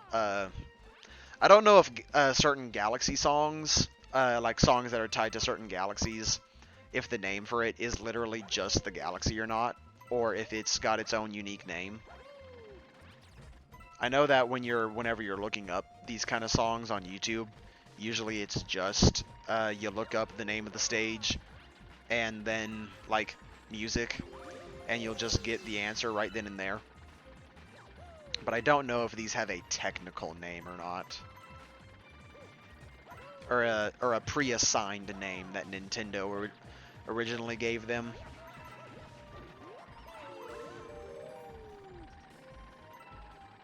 I know you could look at the Smash soundtrack, but I think that those ones, they're bleh, if I can actually get words out of my mouth, I think that for those ones, they are just named after the galaxies as well. So I don't necessarily know.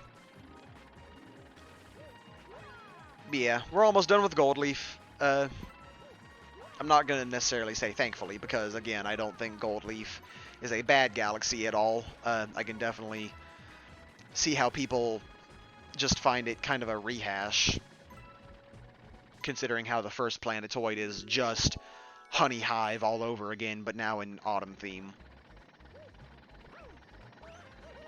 But I can say that after this, I don't think we have any other missions for Gold Leaf anymore until we touch Luigi.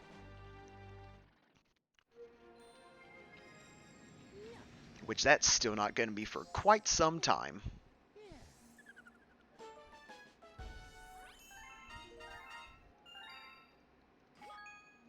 Save our game, and I think, if I am correct, we do not have any more purple comets available for us at the moment. So I am going to take that and use it to my advantage so that we can go ahead and start doing galaxies that we haven't touched yet. So that we can finally, or not necessarily finally, but so we can actually get some good variety in this. Now, I think I'm going to go for a particularly longer stream today. Not too long, I'm thinking just one more hour. Because I know that last week I only did one stream on Monday, and I skipped Thursday. Mainly just because I wasn't feeling it that particular day.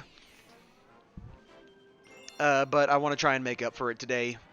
Just get at least one more hour in. But I also don't want to go on for too long because...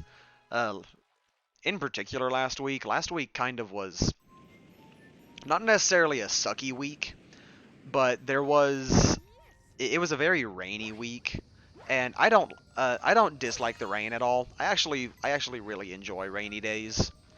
But last week in particular, it was nothing but rain for an entire week, and I was like, okay, yeah, this is a bit much. Can we get some sunny days, please? Even if I prefer not having my eyes be blinded. Because I haven't talked about it, but my eyes, my eye colors, like my pupil colors, are actually a very light blue.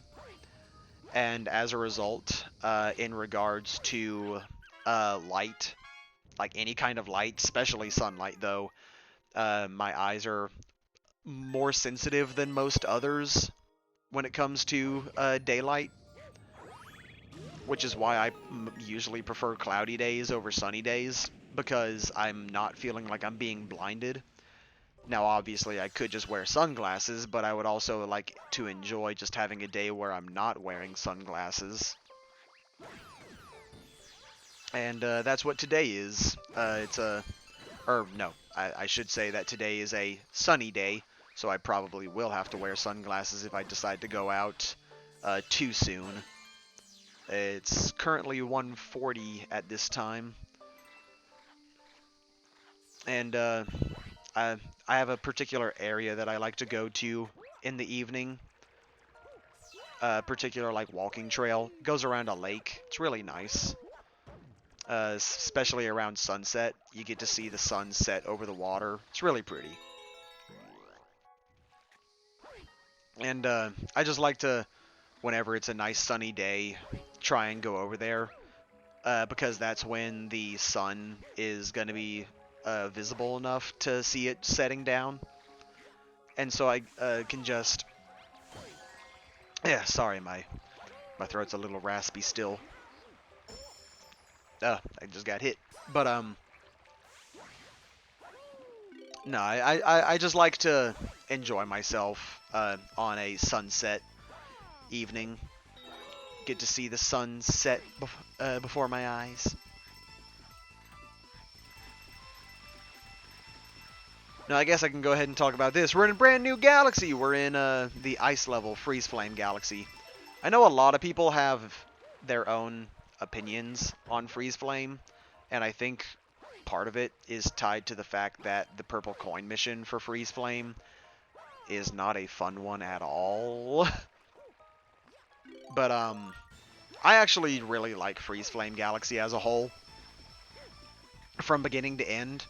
I know most people, or not necessarily most people. I've heard a few people talk about how they don't think it's all that interesting until they get to the final level of Freeze Flame, because at that point is when they actually take advantage of the freezing and flaming aspect of the level.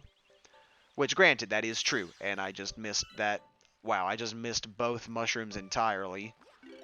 I'm not gonna bother trying to go for them again. I got more than enough lives. I'm not hurting. But I know some people, if not maybe most people, I don't know.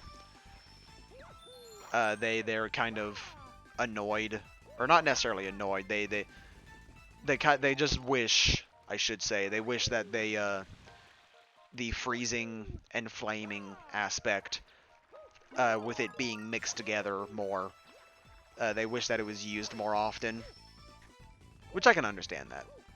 But even then, I still think this is fine, because for one level we get to see the cold aspect, and then for another level we see the hot aspect, and then for the last one we see them collide, and I think that's neat. Now for this particular mission though, I'm going ahead and doing the side mission right off the bat, which has us going up to the top of the mountain, and we use the fire flower to take out these snowmen. Now these bats, I don't know if these things have an official name. I know some people like to say Keese, but technically those are the bats from Zelda, not Mario. And yeah, I didn't think that was going to last much longer. I think there's a snowman that I need to get with the fire flower. But those particular bats, since they're ice, you can't just spin into them like usual. You actually have to hit them with a fireball, otherwise you're gonna freeze. And I love how they just I love how instead of melting or anything, it's treated like just how you normally hit them. So they're just being sent off into the aether and then exploding. It's funny. It's funny to me. Now, I will say it's kind of a shame that these boulders, I'm about to die because I was trying to spin into that, but I realized I was too close to it. Oh well. I will say I'm a little sad that for these boulders, you can't use the fire flower on it to make it explode into star bits. I don't even think regularly spinning into it in fire flower form will actually break it either, because I just tried to do it there, and Well, now I'm about to die again. Focus, man, focus. But I think for some reason the spinning properties to Fire Flower Mario is treated differently, so you can't break the red portion to get star bits out of it. Like, I'm gonna try it one more time, and if I die, okay, no, I was able to do it there. But was that the fireball that did it, or was it the spin? Because I just messed that one up entirely. That was entirely my fault. And I'll stop trying to die now. I'll just go ahead and do the rest of the level so I'm not dragging things on. But I'm not sure if it was the fireball that did that, or if it was me spinning into it that did it. No, no, no, Mario. No, no, Mario. Okay, okay. I told myself that I was not going to die again. And I want to try and keep it that way. So, Mario, let's try and be good. Now, I know that I don't need the fire flower to get up here, because there's another one right here. And I can show off right here. Oh, no, I was able to blow that one away with the spin attack. Okay. So, it's only if they touch you that they will freeze you. But I guess that doing a spin attack as regular Mario will actually, like, blow them away, I guess. I did not know that. I wonder if it's possible to do that with with the regular bats, I should say. That's an interesting question. Because right here, I know I definitely don't have Fire Mario. And I don't think I can get Fire Mario for up here. I think the star is just available right up here at the top. I don't think I need Fire Mario for it. I can hear the star from right here. Yep, we're good. Alright. How many stars are we at right now? I think I saw last time we were somewhere around 70. 73 is what we're at now. Alright, so we're definitely nowhere near the end, but we are definitely getting closer to it, that's for sure. And now that I'm trying to partially streamline myself a little more, we can go ahead and handle things a bit quicker maybe now, assuming I'm not just forcefully idling myself around, just talking about random things like, you see the texture on this ice ring? It's really nice looking. I think it's really interesting. I'm not sure if there's a seam line going over certain parts of it. It could just be the effect that's going on, and could there possibly be multiple models, one inside the other, to make this crystalline looking effect on the inside, or is it just a special trick of textures? I don't know.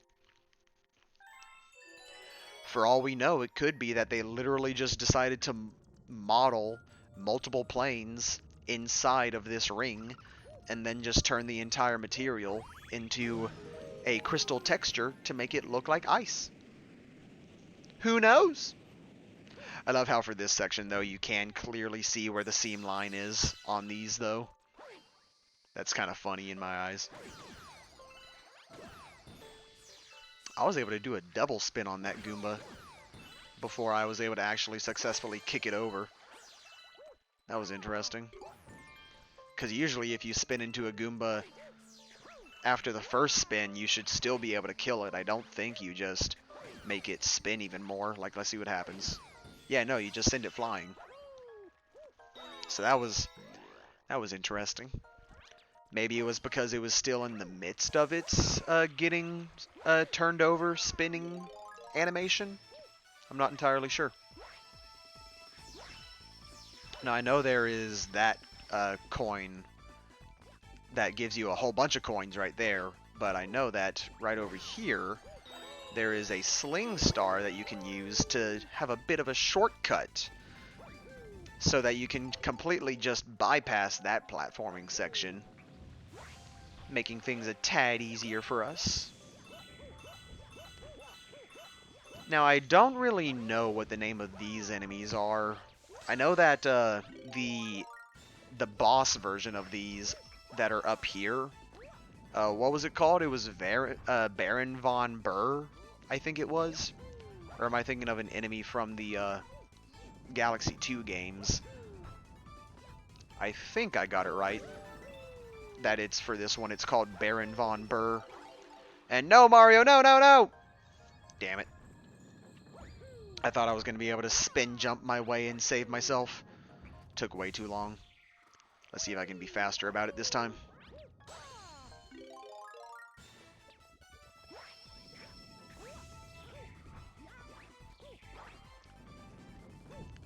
They have an interesting choice for music for the Ice Flower and Fire Flower, though. Like, they have their own unique songs for them. Alright, careful, Mario. Let's just backflip. There we go. But it's interesting how they just get their own music. And I find it kind of weird how, when doing this boss battle, I'm pretty sure that as soon as we collect the Ice Flower there, it ends up just canceling out the music and just starts playing the Ice Mario, Fire Mario music again. I think. I'm pretty sure. Because this is a song that you don't hear all that often.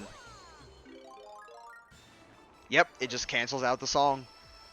It's kind of weird that they choose to do that for this segment. You think that they would, like, override the music to just play the boss theme for this mission. But oh well. Now, this is not at all a hard boss, though. Like, it is literally just those ice enemies down there, but it just takes multiple hits now. And it has, like, a ground pound shockwave that it does. But as soon as you hit it, it just goes down like the other two here. Like, you just spin it, and then it just goes back into this form. It's an easy fight. It's really easy. I think it's the only boss for this area as well. I don't think there is another boss for this galaxy. Granted, most galaxies only have one boss usually. Like, let's see, Good Egg, the boss for that one was Dino Piranha. For Honey Hive, it was, what's his name? Bugaboom? I think it's Bugaboom. Or am I confusing that with a cartoon character? I don't know. It's the beetle dude, the flying beetle thing. Let's see. For Space Junk, we have Terrantox, the spider. For Battle Rock, we have the Top Man. For Beach Bowl, does Beach Bowl have a boss fight? I don't think it does.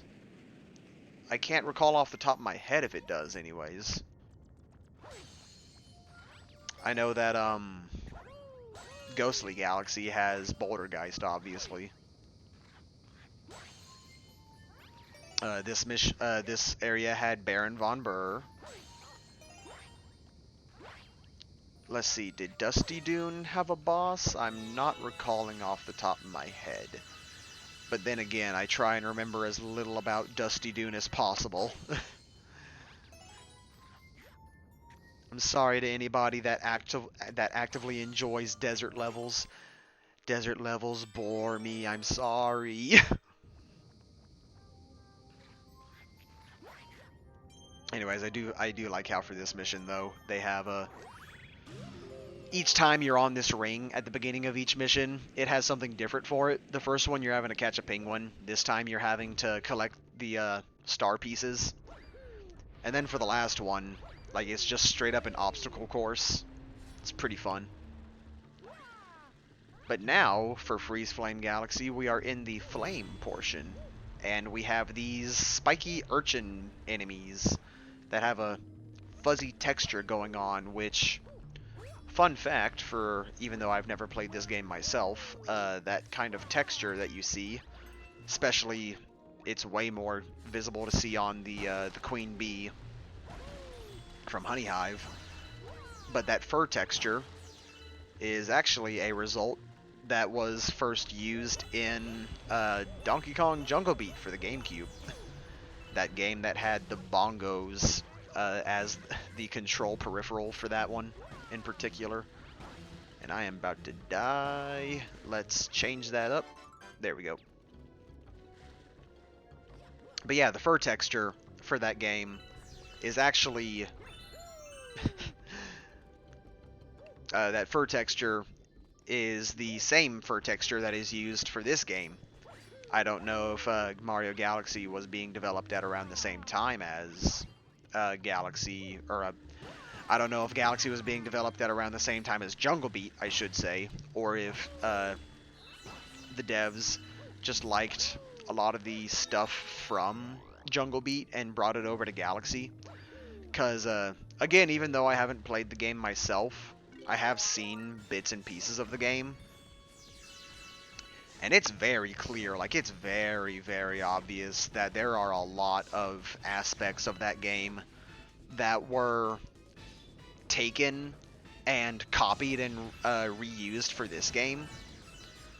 Which kind of makes me question if Mario Galaxy was meant to be a budget title. Because if that's the case, I don't know how to feel about that. Considering how Galaxy is a game that is practically unanimously loved by anyone and everyone who's ever played Mario. It's almost everyone's favorite. I know that a lot of people still love 64 for how it revolutionized 3D. I know a lot of people, well, I'm not sure if a lot of people actually actively enjoy Sunshine, at least 100%ing. Oh hey, I got a buddy playing Kirby in the Forgotten Land. That was a fun game. Seeing as how that was Kirby's actual introduction into 3D. Bless you, what was I just talking about? Yeah, that's right. About how I feel a bit weirded out about the fact that this game may or may not have been a budget title, even though this is a game that overall so many people love. And I don't know how to feel about the idea that this game, in Nintendo's eyes during development, might have just been a budget title. I would hope that wasn't how they were looking at this game, but if that at all was how they were looking at it, then that's kind of messed up. I like how during cutscenes, if you're powered up, the music will just get faster and faster until it reaches max speed for a little bit. Because normally when it's at max speed, it only is going for like another second, but if you're in a cutscene, it just keeps going. I like that. But yeah. I know that for Galaxy 2, Galaxy 2 was made with the intention of originally being just a kind of expansion to Galaxy 1. Because I think it's been confirmed that the working title originally for Galaxy 2 was just Super Mario Galaxy More. Which, a lame name, granted, but I think it was made with the intention of, oh yeah, I like this. If you end up hitting them with a fireball, they reignite. I like that. Anyways, let's see if I can get that. Nope, did not get it first try. Gonna have to try again. But, I know that because Galaxy was such a major success, Nintendo was like, alright, we're gonna make more of it. And originally they were trying to do it as DLC, but the Wii wasn't built with DLC as a function in mind. I'm about to die.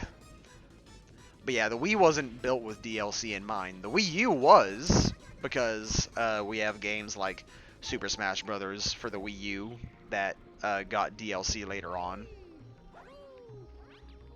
I know that later renditions of Mario Galaxy, as well as other games that were on the Wii, more than likely had updates done to them. So just like how cartridge games for like the Nintendo 64, depending on when you got your cartridge and where from, or like how long that one's been out in particular, it can depend on what version of the game you're playing. Like how for Ocarina of Time, if you have the... Oh, I'm doing the purple coin comet before I do the last mission? Interesting. Okay. Except not okay, because this mission sucks. But I'm gonna ignore that for now. Um, but yeah, depending on the cartridge that you got for Ocarina of Time on Nintendo 64, it would determine what particular things you did and did not have. Uh, if you had the original cartridge, which I can't recall if it was the gold cartridge or if it was the gray cartridge. I know of one person who says they have the gold cartridge and it is treated as the original. By the way, turn behind you immediately because there are 2 coins just hiding right then and there. That sucks. But yeah, for Ocarina of Time, depending on what cartridge that you have, you can either have the version that has the pushable blocks, or the pushable pullable blocks. It'll have a let's see, it's a Islamic symbol, I believe. And in the Fire Temple, it has a song that has some sort of chanting, which I think might also be some kind of Islamic kind of chanting. I do not know what Nintendo had in mind with Islamic culture for some reason with that. But then again, Nintendo, when Zelda first came out, had Christianity in it, so I don't know if they were trying to do something there. And granted, if you look into Skyward Sword, there's one temple in particular. Come on, Mario. Come on. You can jump. Come on. You can get that coin. There you go. But there's the Ancient Cistern, I believe it's called, in Skyward Sword, where there are very, very heavy Buddhist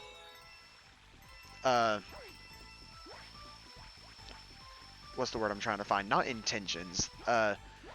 It very much is meant to be looking like a Buddhist style temple with all the religious theming behind it, where if you become so enlightened, you'll end up reaching like nirvana or whatever it is. I'm not too knowledgeable about the differences between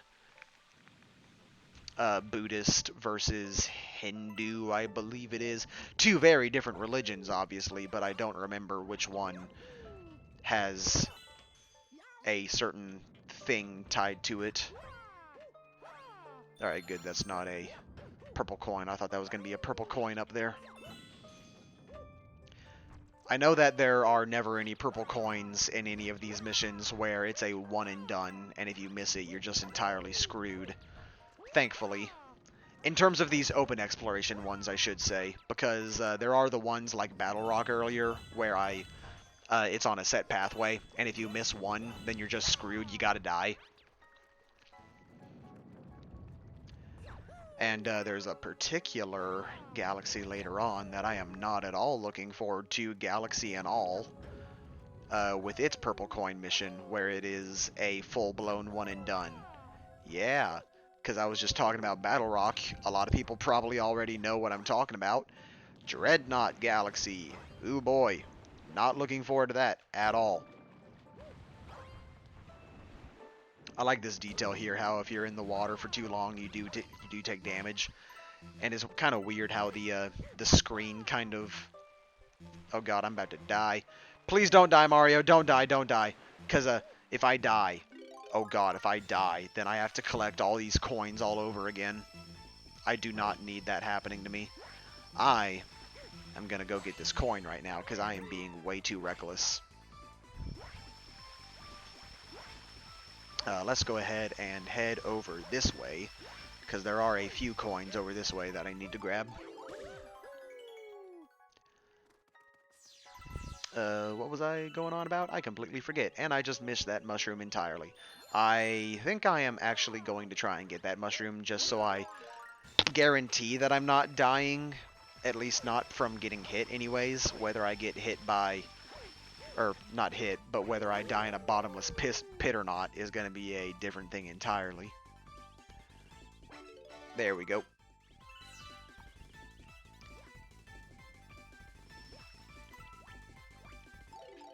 But yeah, this particular purple coin mission, I think, is probably my least favorite. Mario, get out of the water, Mario! Thank you.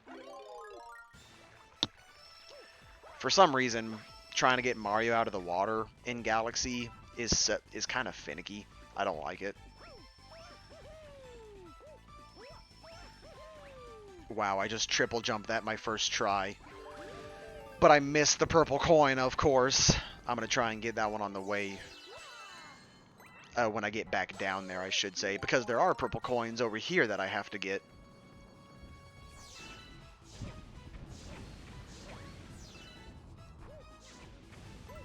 I'm just trying to be very careful, so if I'm not talking, I do apologize for that. But this particular mission, in terms of overall exploration, not a fun one. Not a fun one. Because it can be very easy, especially because of the cold water and this area up here. It can be very easy to end up dying, and then you have to collect everything all over again. And this particular level is the worst case of everything is spread out.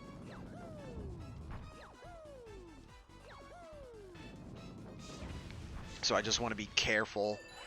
Make sure that I'm checking every corner and making sure that I don't make any mistakes along the way. Mario, I do not need you running around in circles right now, man. I don't need you trying to practice your pirouette on the ground. I know I need to be very careful right here. Oh, God. Okay. Mario just did that thing that he likes to do sometimes where... Mario! No, Mario! Mario! Please, for the love of God, land over on the ground. Land on the ground, Mario. Thank you. Oh, my God. Whew. Oh, my God. That was way too close. I actually got scared there. Whew. Yeah, I'm trying to be extra careful this time around because I know that particularly in that upper area earlier, I was messing up quite a bit and dying a whole bunch. Granted, that was me just being a dumbass, but I'm trying to actually be careful now, and I almost bit it trying to be careful. Now, what the heck is this Toad trying to do here? Can we even talk to him? Yeah, we can. What are you doing? Why are you mining in snow? You can't mine in snow, Toad. There's nothing in it. It's snow. What do you think you're gonna get? More snow? Spoiler alert. It's all snow.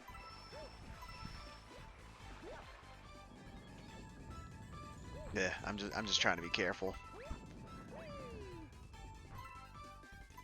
Alright, I think that I have most of the purple coins in this lower area. If not all of them, I want to say, aside from the one that I missed over here, that there should only be the ones that are at the top of the mountain now. And there we go, I was able to get it that time. Let's see, I need 17 more, and actually I just saw some purple coins back over there that I missed. So I am going to have to go back for those ones. I just need to remember them. Careful, Mario. Please, for the love of God, be careful, mate. Be careful, mi amico. Now, I know I don't need the fire flower for this, so I'm just going to skip it because I know that the fire flower form makes it so that the spin attack doesn't operate as good as a double jump. Or not a double jump, but like a... Well, I guess like a double jump. Because it's something that you can do in the air to correct yourself.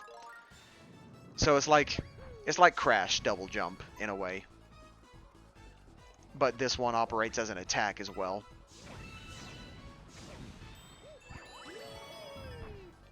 Alright, so we got the few that are up here. I know there are the ones that are down there still that I missed. And there is these ones at the top, and then there is a very, very dickish couple right here. That is just mean. What do you have to say?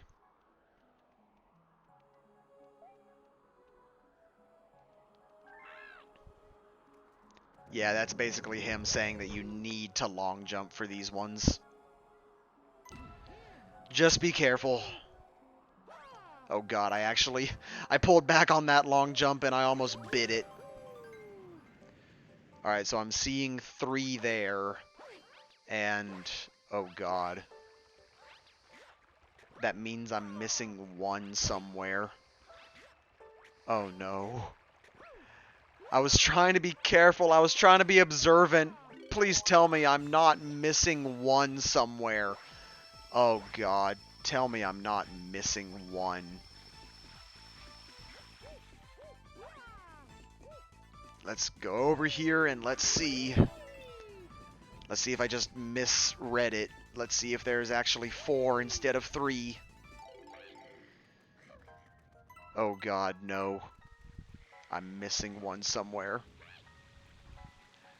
Okay, no, I see it over there. I see it over there. Whew, thank god, thank god. For a second I was like, where is it? Where is it? Where is it? But thank god. Thank god I found it.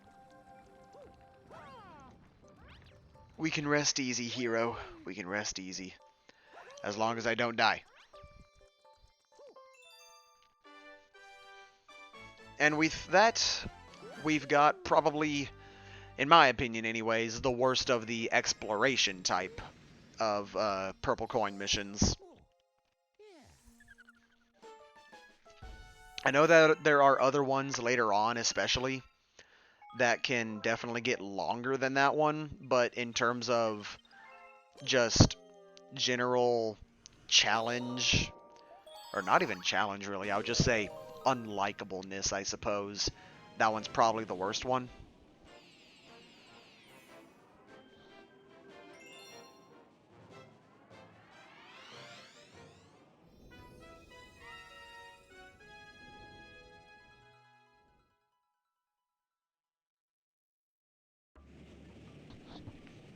Yeah, sorry, I was taking a sip of my water there. But with this, we have our final level of this galaxy, and this one is actually a really fun one. Because it brings together the whole hot and cold aspect of this galaxy in an interesting way. Because now this entire ice ring that you're on, it has a whole bunch of molten lava on here, or magma or whatever. Solar plasma, let's go with that. How this thing isn't just melting entirely is beyond me. But then we go over to this planetoid, and this one's pretty neat, where you start off on this side where it's all cold. And like you got the rising and lowering cold water that if you stay in there for too long you take damage, so you just got to be careful. But after I collect all these star bits and get this, what is it, a mushroom? Yep. After we do this and I try not to kill myself, when we go over to this side over here and we spin this lever, I guess. I'm not recalling the actual name for it. Knob, I guess, maybe. You open up the gate and you switch from cold to hot. And I like this. This is kind of an example of a dynamic soundtrack where over on the cold side you had more dainty, or not necessarily dainty, what word would I use? More like well, I'm losing my words for some reason. I guess I will use the word dainty in this case. You have more dainty sounding music, while on this side it sounds more like you're gonna get roasted. Now I know for this we just gotta activate this switch right here, this knob as I put it earlier, and jump, Mario! But we also got like these things we can ground pound, which that one had a coin. Let's see what this one has. It's probably another coin. Yep, and then I see one more over here. Is it going to be another coin? Probably. Just so these things aren't constantly being a threat around me, I'm going to go ahead and burn them. Like, can you please die, my good sir? Those two just died all on their own. I didn't have to do anything there. Now, this is kind of weird. I just noticed it right now. Look at the texture for the lava. Notice where the seam lines are. Certain areas of this are lower, and other areas are higher. Like the molten lava is escalated in some areas and lowered in some areas, but there's also some sort of a texture effect going on the entire area, or maybe it's a screen filter the more that I'm looking at it right now, actually, because if you look up here, you notice that the wigglies are not happening. In fact, if I manipulate the camera, you notice when it shifts as I'm moving it up, it turns all wiggly. But there's this section up here that isn't all ripply, wiggly looking. And that, my friends, is because there is a camera layer effect that's going on. A little fun fact for you all. There's literally just a noise texture, a transparent one, that's going on, that is just being animated over top of the screen to give this warbling looking effect that makes it look like there's heat. It's a neat little trick that you can use in games. It's just that in this case, for some reason, they didn't bother to expand it to the entirety of the screen, so it was cut off at the top there for some reason. So, good job, Nintendo, I guess. Here I go, ruining aspects of a game that I say that I love. But then again, if you love a game to death, you would know certain things about it, wouldn't you? Granted, I'm only discovering these things because I'm playing it right now, and I'm just wasting my time paying extra attention to details. There's also just the fact that I took game development back in college, and so I just have this knowledge. But then we got this section right here. This section's pretty neat, where you got Ice Mario and you're going over the lava, and it'll just turn into ice, even though you think that the ice would just immediately melt. I suppose that Ice Mario is just that cold, even though coldness is just the absence of heat. So in this case, it really doesn't make any sense why the lava is forming ice over top of it. You think that the ice would be melting immediately, and the lava would probably just be cooling as a result. Because we're transferring the heat from the lava to the ice. And I'll stop talking about science now.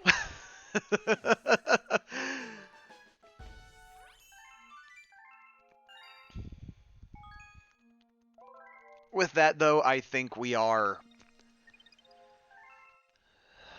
we're temporarily done with Freeze Flame.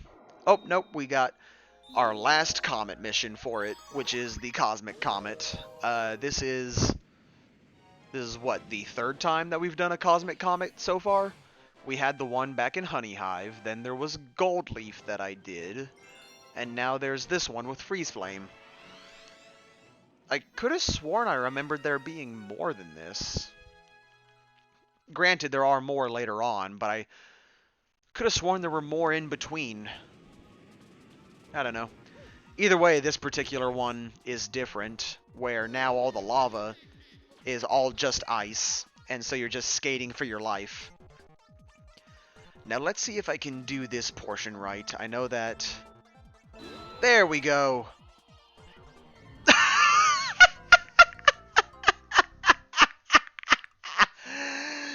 Okay, I wasn't trying to do that. I wasn't trying to kill myself. But I managed to get the head start right. Oh, that's funny. That is funny. So you're supposed to crouch with the shoulder button, and then you're supposed to, with right timing, after it hits 1, you're supposed to press the jump button. And you'll have a head start, and you'll know that you got a head start with a boost of speed when you turn yellow. It's a really weird thing that they do. I don't even know how I knew to do that as a kid. I don't know if there was like some sort of a video that Nintendo offered, or if I just saw someone else online do it, and I happened to just learn to do it via that. I legit don't remember, actually. But yeah, for the Cosmic Races, if you crouch with, in this case with the Joy-Cons, I'm using the shoulder button. If you were playing this on the original Wii with the nunchuck, you'd be holding down the Z button on the nunchuck. And then if you time it right, you can press A right when it hits 1, or right when it turns to go, I should say. And you'll be able to immediately have a head start. Though I seem to remember not needing to do the crouch. I seem to remember just doing the pressing A at the right time, and I would still get the same effects. So I don't know if the crouching is just something for added effect, or if I'm just remembering wrong. Either way, though, welcome to everyone's favorite galaxy, except me. No, okay. Legit, I do like Gusty Garden Galaxy a lot. And I will perfectly understand anybody that says, "Oh, this galaxy's overrated," because I know a lot of people when they talk about Galaxy, one of the first galaxies they talk about, if it's not like good at Galaxy, is gonna be Gusty Garden, and it's for good reason. It's because of the fact that the galaxy itself is visually very distinct, and the music is just really, really good. I mean, the music ended up becoming sort of an established main theme for Mario Galaxy, especially in Galaxy 2. It was used way more often in Galaxy 2. But it's just a very recognizable galaxy in terms of aesthetic as well as musical style. And so I can perfectly understand why people love this galaxy.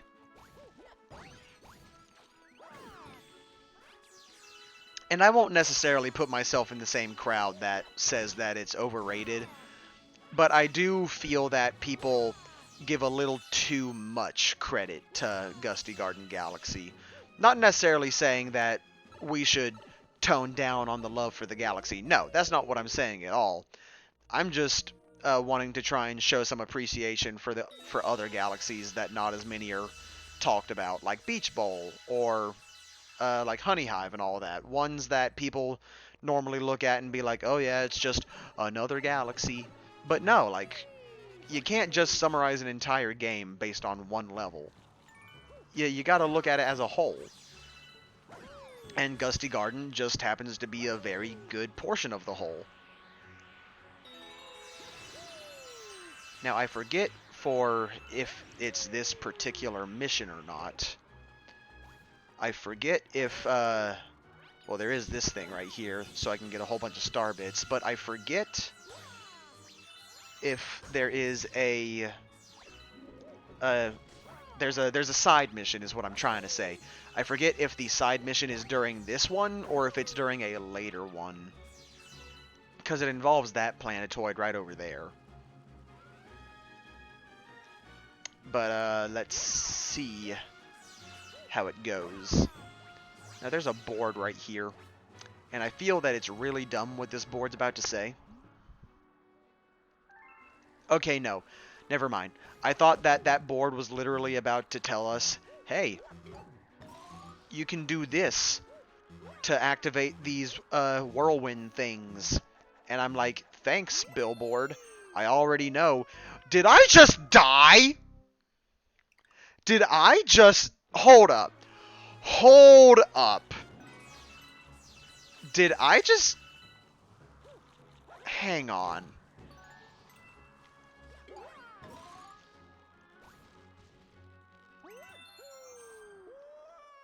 That thing is... What? I could have sworn that thing was supposed to send you to the other side of the planet. That's a trap. That's a straight up trap. That thing is designed to trap you. No, I ain't doing it again. Go down, Mario. Because I thought that this thing was supposed to make it so that you go to the other side of the planet. You get that one-up mushroom and then you just like land right over here or something. But it killed me. What the hell? Because there's one on this side. And if you spin on this one, it'll go all the way around. What the hell happened? Or hold up. Hold up.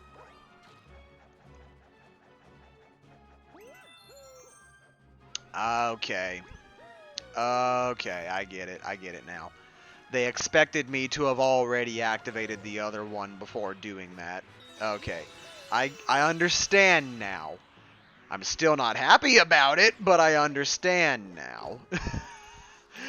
That was an absolute surprise on my end. I thought that was like a straight up trap built by Nintendo to get people. If that was the case, that would have been messed up. That was legit funny though. That was pretty funny. And let's see if I can go ahead and get that guy to turn over. There we go. I'm not sure if those things are supposed to be like the Monty Moles of this world or not. Or of this game. Because, like, they show up underground, or underneath those things, and they throw stuff at you. Like how some Monty Moles are. Not all of them, but some of them.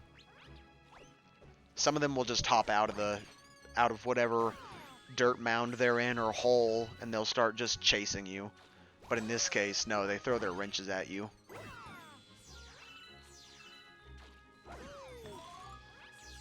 No, I do like this particular portion coming up. I like how... Ooh!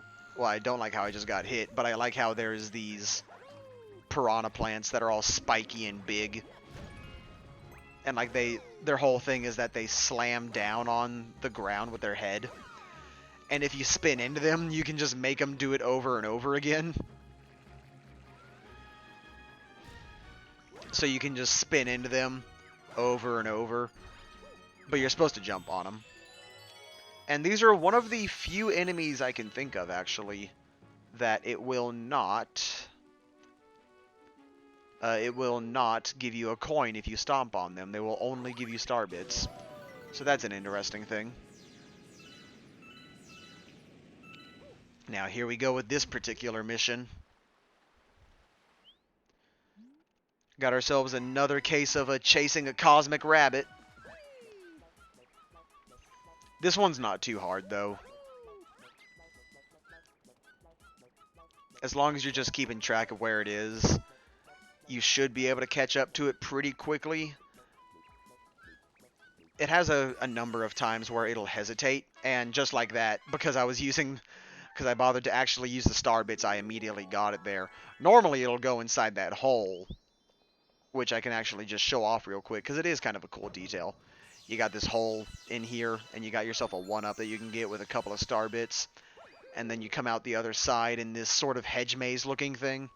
This is actually a pretty neat planetoid. They don't use it that much. They use it for this mission, and then I think the only other time it's used is for the purple coin comet.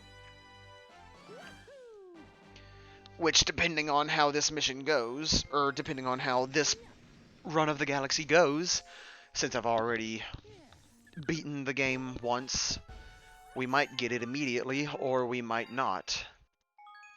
So let's see how that goes.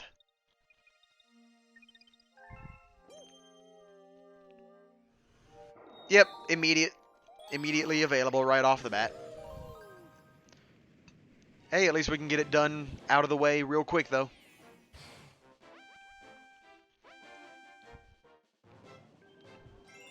Purple coins on the puzzle cube. Actually, looking at this thing now, it reminds me of those fidget cubes that people have nowadays, where like each side of the cube has some different fidgeting thing you can do with it. Now, this is another case of a mission where if I were to stop and read that sign, it'll say that there's 150 of these coins. So it's a matter of you deciding where you're going to go, what route you're going to take, and what coins you're going to get. And of course, it's under a time limit, so you got to be wise about what direction you're going. I know that there are certain areas that I prefer to go to versus others because some coins can definitely be harder to get, but if you're good about it, you can get a lot more coins as a result. The side that I'm referring to in particular that I have trouble with, but if I can do it in one go, is actually right over here. This particular part of the cube right here, which if I can get up on top, which I'm already having trouble, I'm wasting time. If you're good about running across these, you can get a whole bunch of purple coins right off the bat. You just got to be careful, because these are very narrow. And with how the camera is moving, it's very easy to fall off. I'm honestly surprised I didn't fall off right there, actually. Because Mario, especially with this particular playthrough of this, for me, he's been loving to run around in circles a bunch. But let's see. This mission, we're almost done already. We still have a minute, but we only have about 20 left now. So as long as I'm smart about my route, I should be finished in just a second. Now, I'm pretty sure there's over 100 coins on this particular map. I'm pretty sure I'm not wrong about that. Yeah, okay, yeah, he says 100 out of 150. And I can just go ahead and get 3 right here. Keep in mind, though, that once we collect all 100, the time limit's still going, so keep in mind where you are on the map, and keep in mind where you gotta be to be able to get the star, because if you are on the opposite side, and it's like 10 seconds, then good luck getting all the way to the other side in time. I'll be impressed if you do it.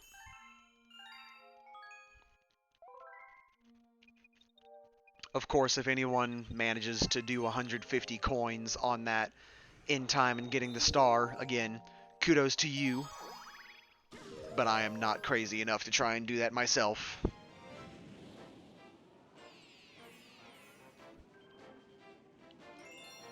Alright, with this we got our second level, the dirty trick of major burrows. And I think that this is the mission that I was mixing it up with the previous one, where there is a second mission that is hiding amongst it.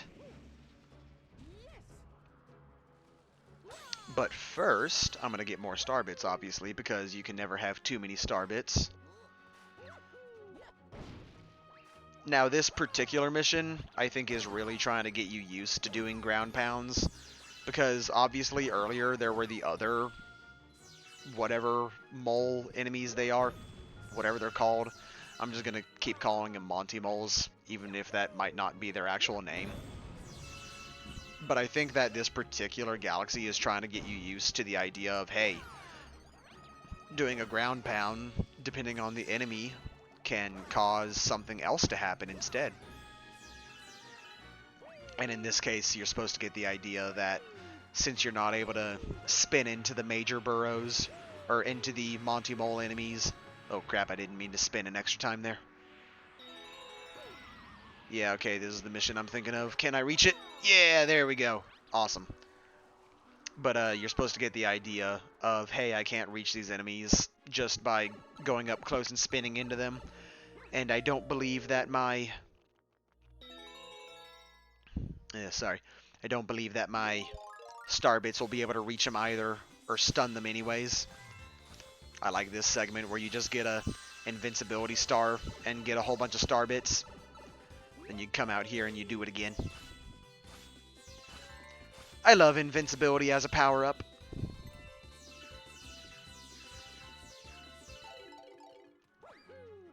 Invincibility in video games is one of those things where I feel Mario does it better than most other games. Where, specifically in the sense of some games will give you invincibility as a reward, rather than you just get... sorry, I'm about to die here, so I'm kind of panicking for a second. Okay, good. But some games will reward you with completing a certain challenge or a mission with invincibility for like the rest of the game, as long as you fulfill this certain condition. A good example being Twilight Princess. If you manage to do the side quest with Mallow to open up his shop, and then you max out your wallet so that you can get the magic armor. As long as you have enough rupees, you get invincibility for that, and then you, as long as you have enough rupees, you stay invincible. Otherwise, you are basically treated as if you're equipped with the iron boots. Now, in that aspect, I think for the most part, anyways, invincibility is fine. I would prefer it, though, if it's more like just like how it is in Mario, where it's a power-up, where you're just trying to take advantage of invincibility for the amount of time that you have it, and try and make full use of it. And if you're smart about it, or if you're good enough about it, you can even take out certain things with it. Like how in some games, if you're really good about how you go about a certain level, or how you strategize doing a certain thing, you can end up one-hitting a boss just because you managed to carry something into the boss. Or like, there's some, not necessarily you're taking advantage of a glitch, but there's like something that the game developers intended you to be capable of doing, and they're challenging you to say, hey, if you're good enough to reach the end like this, you might be able to one-hit the boss. And I like it like that, versus if they were to try and make it be like how it is with Zelda. I was about to say Majora's Mask. I meant to say Twilight Princess. Make it how it is like in Twilight Princess, where as long as you just have enough rupees, you'll always be invincible. Where in that case, there's not as much of a challenge anymore. It's more just, hey, as long as you got enough money, you're never gonna lose. And it's like, okay, that's a fine enough reward, I guess, but now the challenge is gone.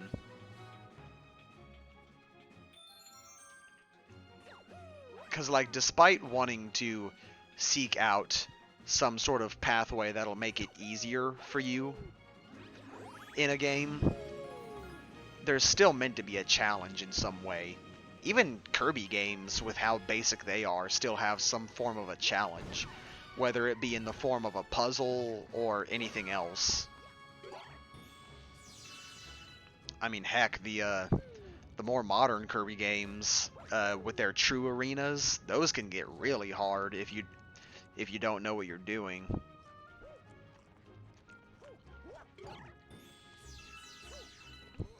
To go back on topic of Gusty Garden real quick, I like this whole gimmick. It's weird, but it's neat. You gotta butt stomp the right thing on an apple. It's kind of weird how these apples do have these stumps on them, even though they have this stem on top. It's kind of freaky. But if you stomp on it, you end up making this worm that somehow, you look at the size of this thing, how did it fit inside that single apple? But it ends up extending a bridge onto these other ones that are planetoid-size apples. That's really neat.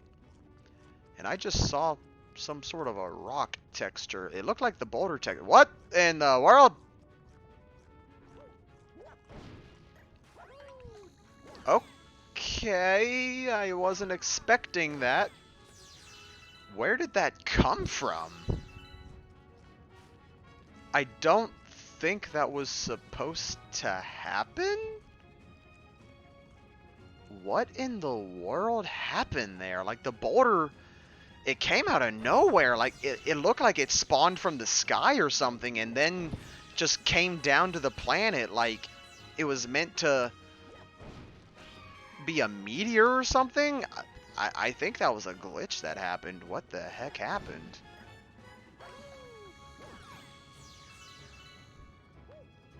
That was definitely weird. Anyways, let me see if I can get these star bits. I'm not gonna bother with getting the bugs. They can be best friends with the caterpillar.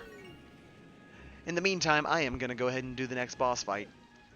And okay, yeah, I think I was mixing up my objective that I was thinking of as the second mission with yet another mission later on.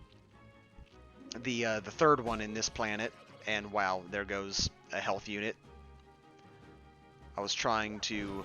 There we go. I was trying to find the other stump that was on here, because there are two stumps. You get one with health, you get one with star bits.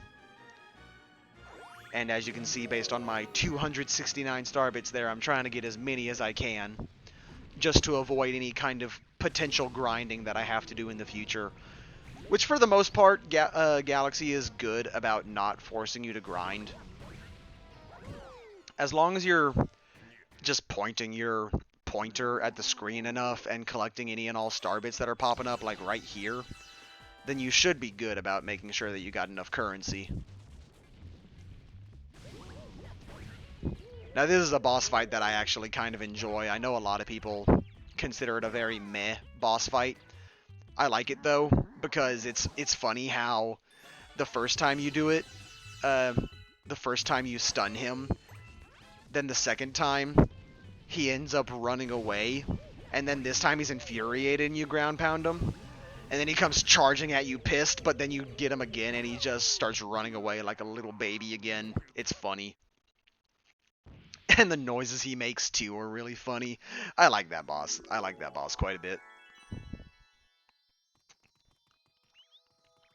Boyoing, you saved me. With that, we've completed yet another Gusty Garden Galaxy mission. Let's see, what is the other comet mission for Gusty Garden? I am actually not remembering. I want to say that it is a Daredevil mission with Major Burrows. In fact, I think that's exactly what it is, actually. Probably about to find out right now. Nope, I was wrong. Alright, so we're going to go ahead and do the last mission then.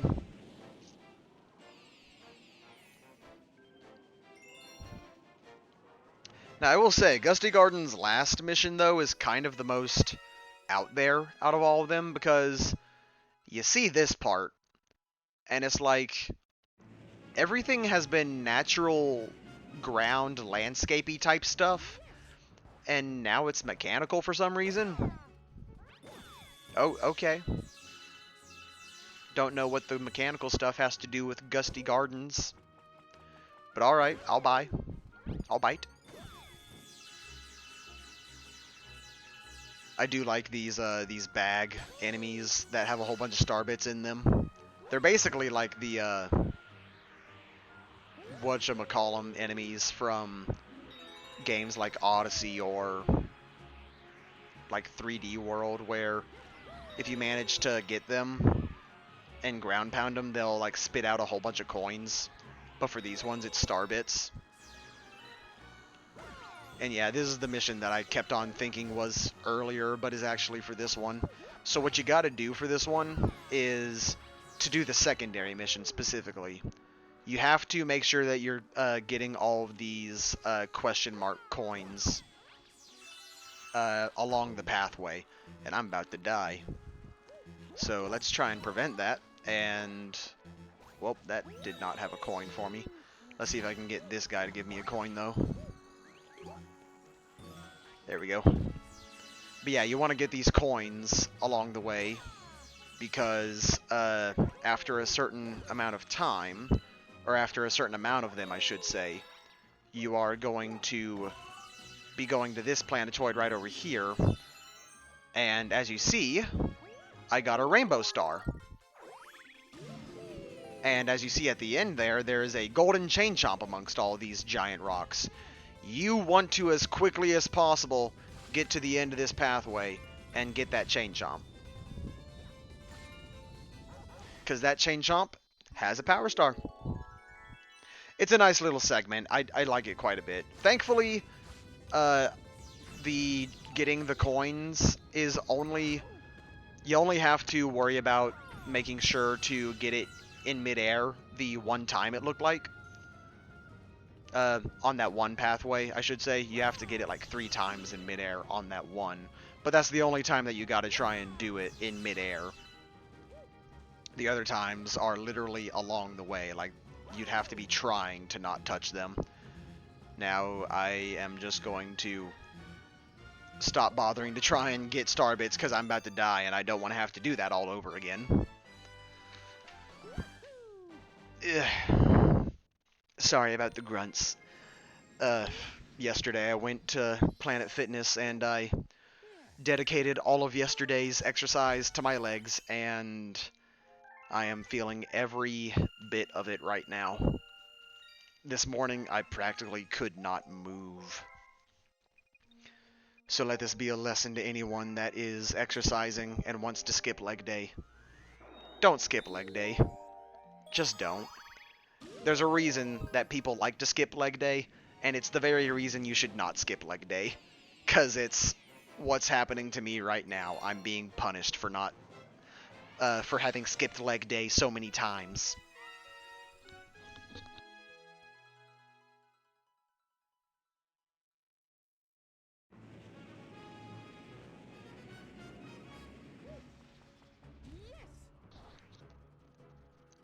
Alright, let's go ahead and do the last mission for this galaxy until the Daredevil comet decides to rear its head. I don't think the Major Burrow one is hard at all. It's nowhere near as difficult as what Bouldergeist could end up being. Thankfully. Not like I had much of a challenge with Bouldergeist this time around anyways. I was able to do it first try, it looked like. Okay, good. For a second there, I was like, what happens if I wait too long and they all disappear? But it looks like I got my answer.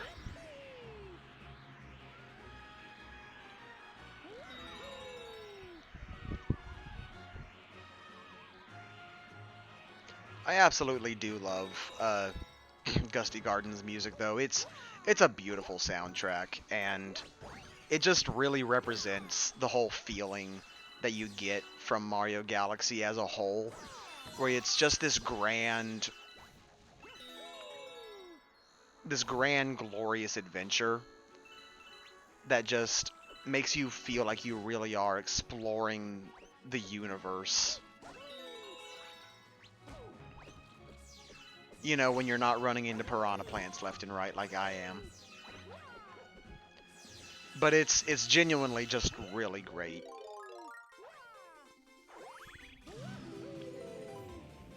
And then there's the visuals, of course, in the background as well. Like Gusty Garden, there's the side that has the stars, and I love any time that I'm looking at the stars in these games, because it's so beautiful. But then there's also, like, on the other side, if I can flip the camera around, there's this side over here where it's like some humongous planet or something. I don't even know what that could possibly be. I'm just throwing out a guess that would probably be a gigantic planet. But seeing something like that just, it makes me really feel the fact that I'm just so small compared to everything around me. Like, you get a really good shot of it right here. Like, look at all that. Look at the background. It's incredible, is what it is. And I love it. I love this game. I love this game to death, guys. I'm glad that I'm replaying it again after so long. Because I know originally when I wanted to start my live streams, I wanted to, for anyone that was watching my live streams prior to now, before I started doing Galaxy, I should say, anyone who was here before that, you would know that I kept trying to do God of War on the PlayStation 4, Dad of Boy specifically, the Nordic one, and I kept on canceling it because I just didn't feel like I was doing well enough or something. Like I just kept on having confidence issues, I guess, where I just felt like I'm not doing well enough. I need to cancel this. I need to start over. I need to make sure it's perfect. And then, of course, I never ended up doing anything with it. And I decided, you know what? I just need to choose a game that I haven't, or that I have already played. Because that was the whole premise I was trying to go for with that particular live stream, was that I was doing a stream of a game that I myself have not played before. I may have seen like the gameplay and the story and all that and know everything about it, but I've never played the game myself. And I was trying to do that whole thing of like, oh, it's a first time playthrough, but I could already tell, just thinking about it more, that I was gonna be like, you know what, this is probably not gonna be the best of options for me if I try and do it this way. Because I am probably not going to be talking about as many things as I could be talking about. Because I'm probably just going to end up making a whole bunch more weird noises versus trying to actually just generally talk about stuff. And that's one of the things that I feel better about with me doing Galaxy over me choosing to do God of War. Which I am still playing God of War, I'm just not doing it as a live stream now. I just want to be able to enjoy that game for myself and not try and feel like I'm forcing myself to provide enjoyment for others as well. I just wanted to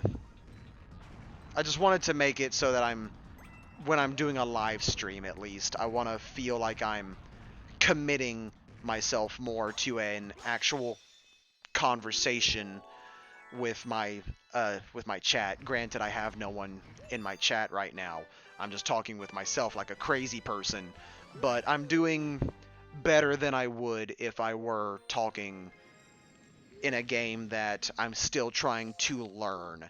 Cause just yesterday I was playing it, God of War, and I'm still only in the beginning section. I just got to the area where you finally can explore the lake for the first time. And I'm doing all the side quests that are available and stuff, and it looks like we do have a Derek that will comment. But I was doing all the side quests and stuff, and I was dying constantly because I could not get used to the combat. I just couldn't figure out how to do combat right. Like, I kept on getting swarmed by enemies. I was doing the blocking. I was blocking enemies' attacks, but anytime an enemy was coming at me from the side or behind where I couldn't see, even with that directional compass that was telling me when an attack was happening, I would still end up getting hit. And I would die, because I was just getting swarmed so bad. And I'm like, God, if I was doing this, this would not be enjoyable for a commentary first time run. I mean, some people might find enjoyment in seeing me suffer, but I feel like just seeing me suffer over and over would end up getting both frustrating for me and frustrating for anybody trying to watch me, because then they're like, Jesus Christ, why is he still here and why is he still dying? He should just shut up and focus on the game. And I'm like, yeah, that's probably what I should just do. I should probably not do commentaries of this game and just focus on playing the game versus trying to do a commentary over it. And so I was trying to think about a game that I could play and do good enough commentary over, and Mario Galaxy seemed like a perfect opportunity for it, because I was thinking about how I haven't played Galaxy in quite some time, and I was able to get a physical copy of the All-Star Collection on Switch, which was like the last one on my at my GameStop. I managed to get the last one, or like one of the last ones, so that was great. And I hadn't gotten around to playing with it yet, and I was like, you know what? I really am in the mood to play Galaxy. And so I decided that I wanted to live stream Galaxy to encourage myself to get around to playing it. And now that I'm here doing it, I'm having a good time, and I'm glad that I'm doing it. Now, with all that being said, we've completed the garden dome, or not the garden, the bedroom. Uh, and now I can go ahead and take care of the Hungry Luma out here. I'm almost at the max amount of star bits already. If I wasn't feeding this Luma here, I would only have about 3,000 left I would need to get. Because you max out at 9999 rupees. 9,999. Oh, this galaxy. I actually like this galaxy. This one is an interesting one. Big Mouth's Gold Bait. This is an interesting one, because, again, for me, it ties to my love of water and just water levels in general. Not necessarily, because I will definitely not say that I think I enjoy every single water level. For one thing, Sonic the Hedgehog 2, I do not like Chemical Plant at all. Granted, that's because as a kid I kept on dying in the one section where the water rises and you gotta carefully jump up the platforms. And so as a kid I kept failing that and dying, and I was just doing really sucky. But when it comes to water as in the theme of water with a level, and how did I miss you entirely with that? That went straight through your body. How did that happen? Whatever.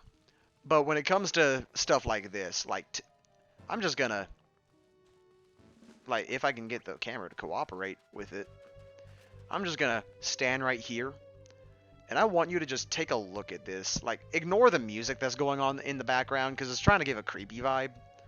But take a look at this. Take a look at this giant body of water. And then look at the stars above. Granted, I would have liked it if it looked like the stars were reflecting off the water better.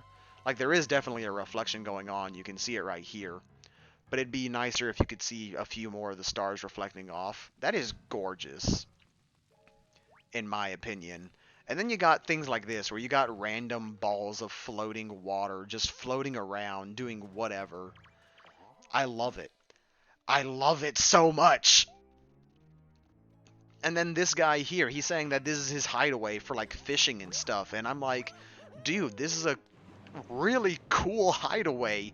You can go in the water. This whole cave is in the shape of a fish when you enter it. But you can go inside here.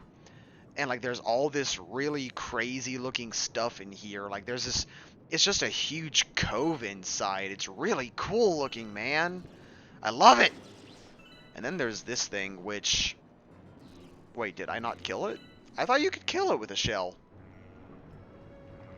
I could have sworn you could have killed it with a shell. I guess I was wrong. But yeah, overall, I love water levels, guys. Or not water levels, I just love water. I love being in water.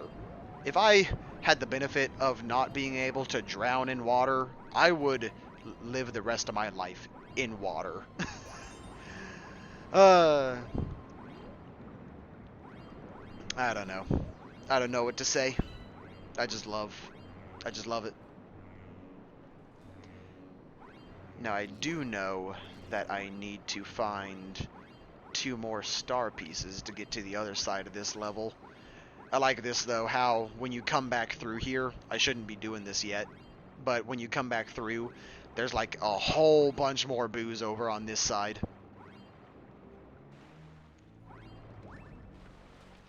Let's see if I can get a Koopa so I can maneuver the water better. Because I know I could just spin and go faster, but I want the maneuverability of a Koopa shell instead. But I like especially how with a Koopa shell, it has a light that you can shine on the boos and it'll actually kill them.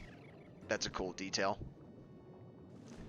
Now I see that this jellyfish is glowing green now. I don't remember it glowing green the first time when I was in here. So maybe I have to hit it twice for it to die. Let's see what happens. So let's send a shell at it, and yep, I was right.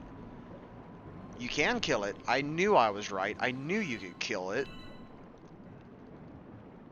I thought I was a crazy person for a second. You thought I was crazy!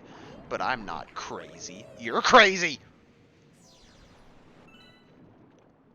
Now this section right here, though, with these fish, like, they're pretty freaky looking. But again, like, I'm not bothering to look at the creepy aspects. I'm not bothering to hear the music and be like, oh, it's creepy. No, I'm looking at this and I'm like, this is cool as hell, man. I would love to live somewhere like right here, have my own scuba equipment or something, and then just go swimming in here and just have a good time. It'd be great. Now be careful going back through here, because I think if you get hit by a boo, you will lose your gold shell. I almost just lost it right there, in fact. And then, of course, be careful when you're opening up this chest, because I've seen people come all the way here, and then they whiff the shell. Like, they don't just go up in front of the chest, which, by the way, Captain Toad, why are you in there?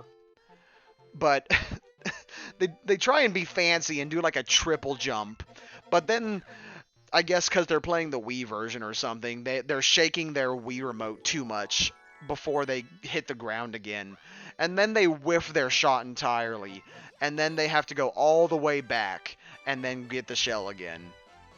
Like, that's just embarrassing.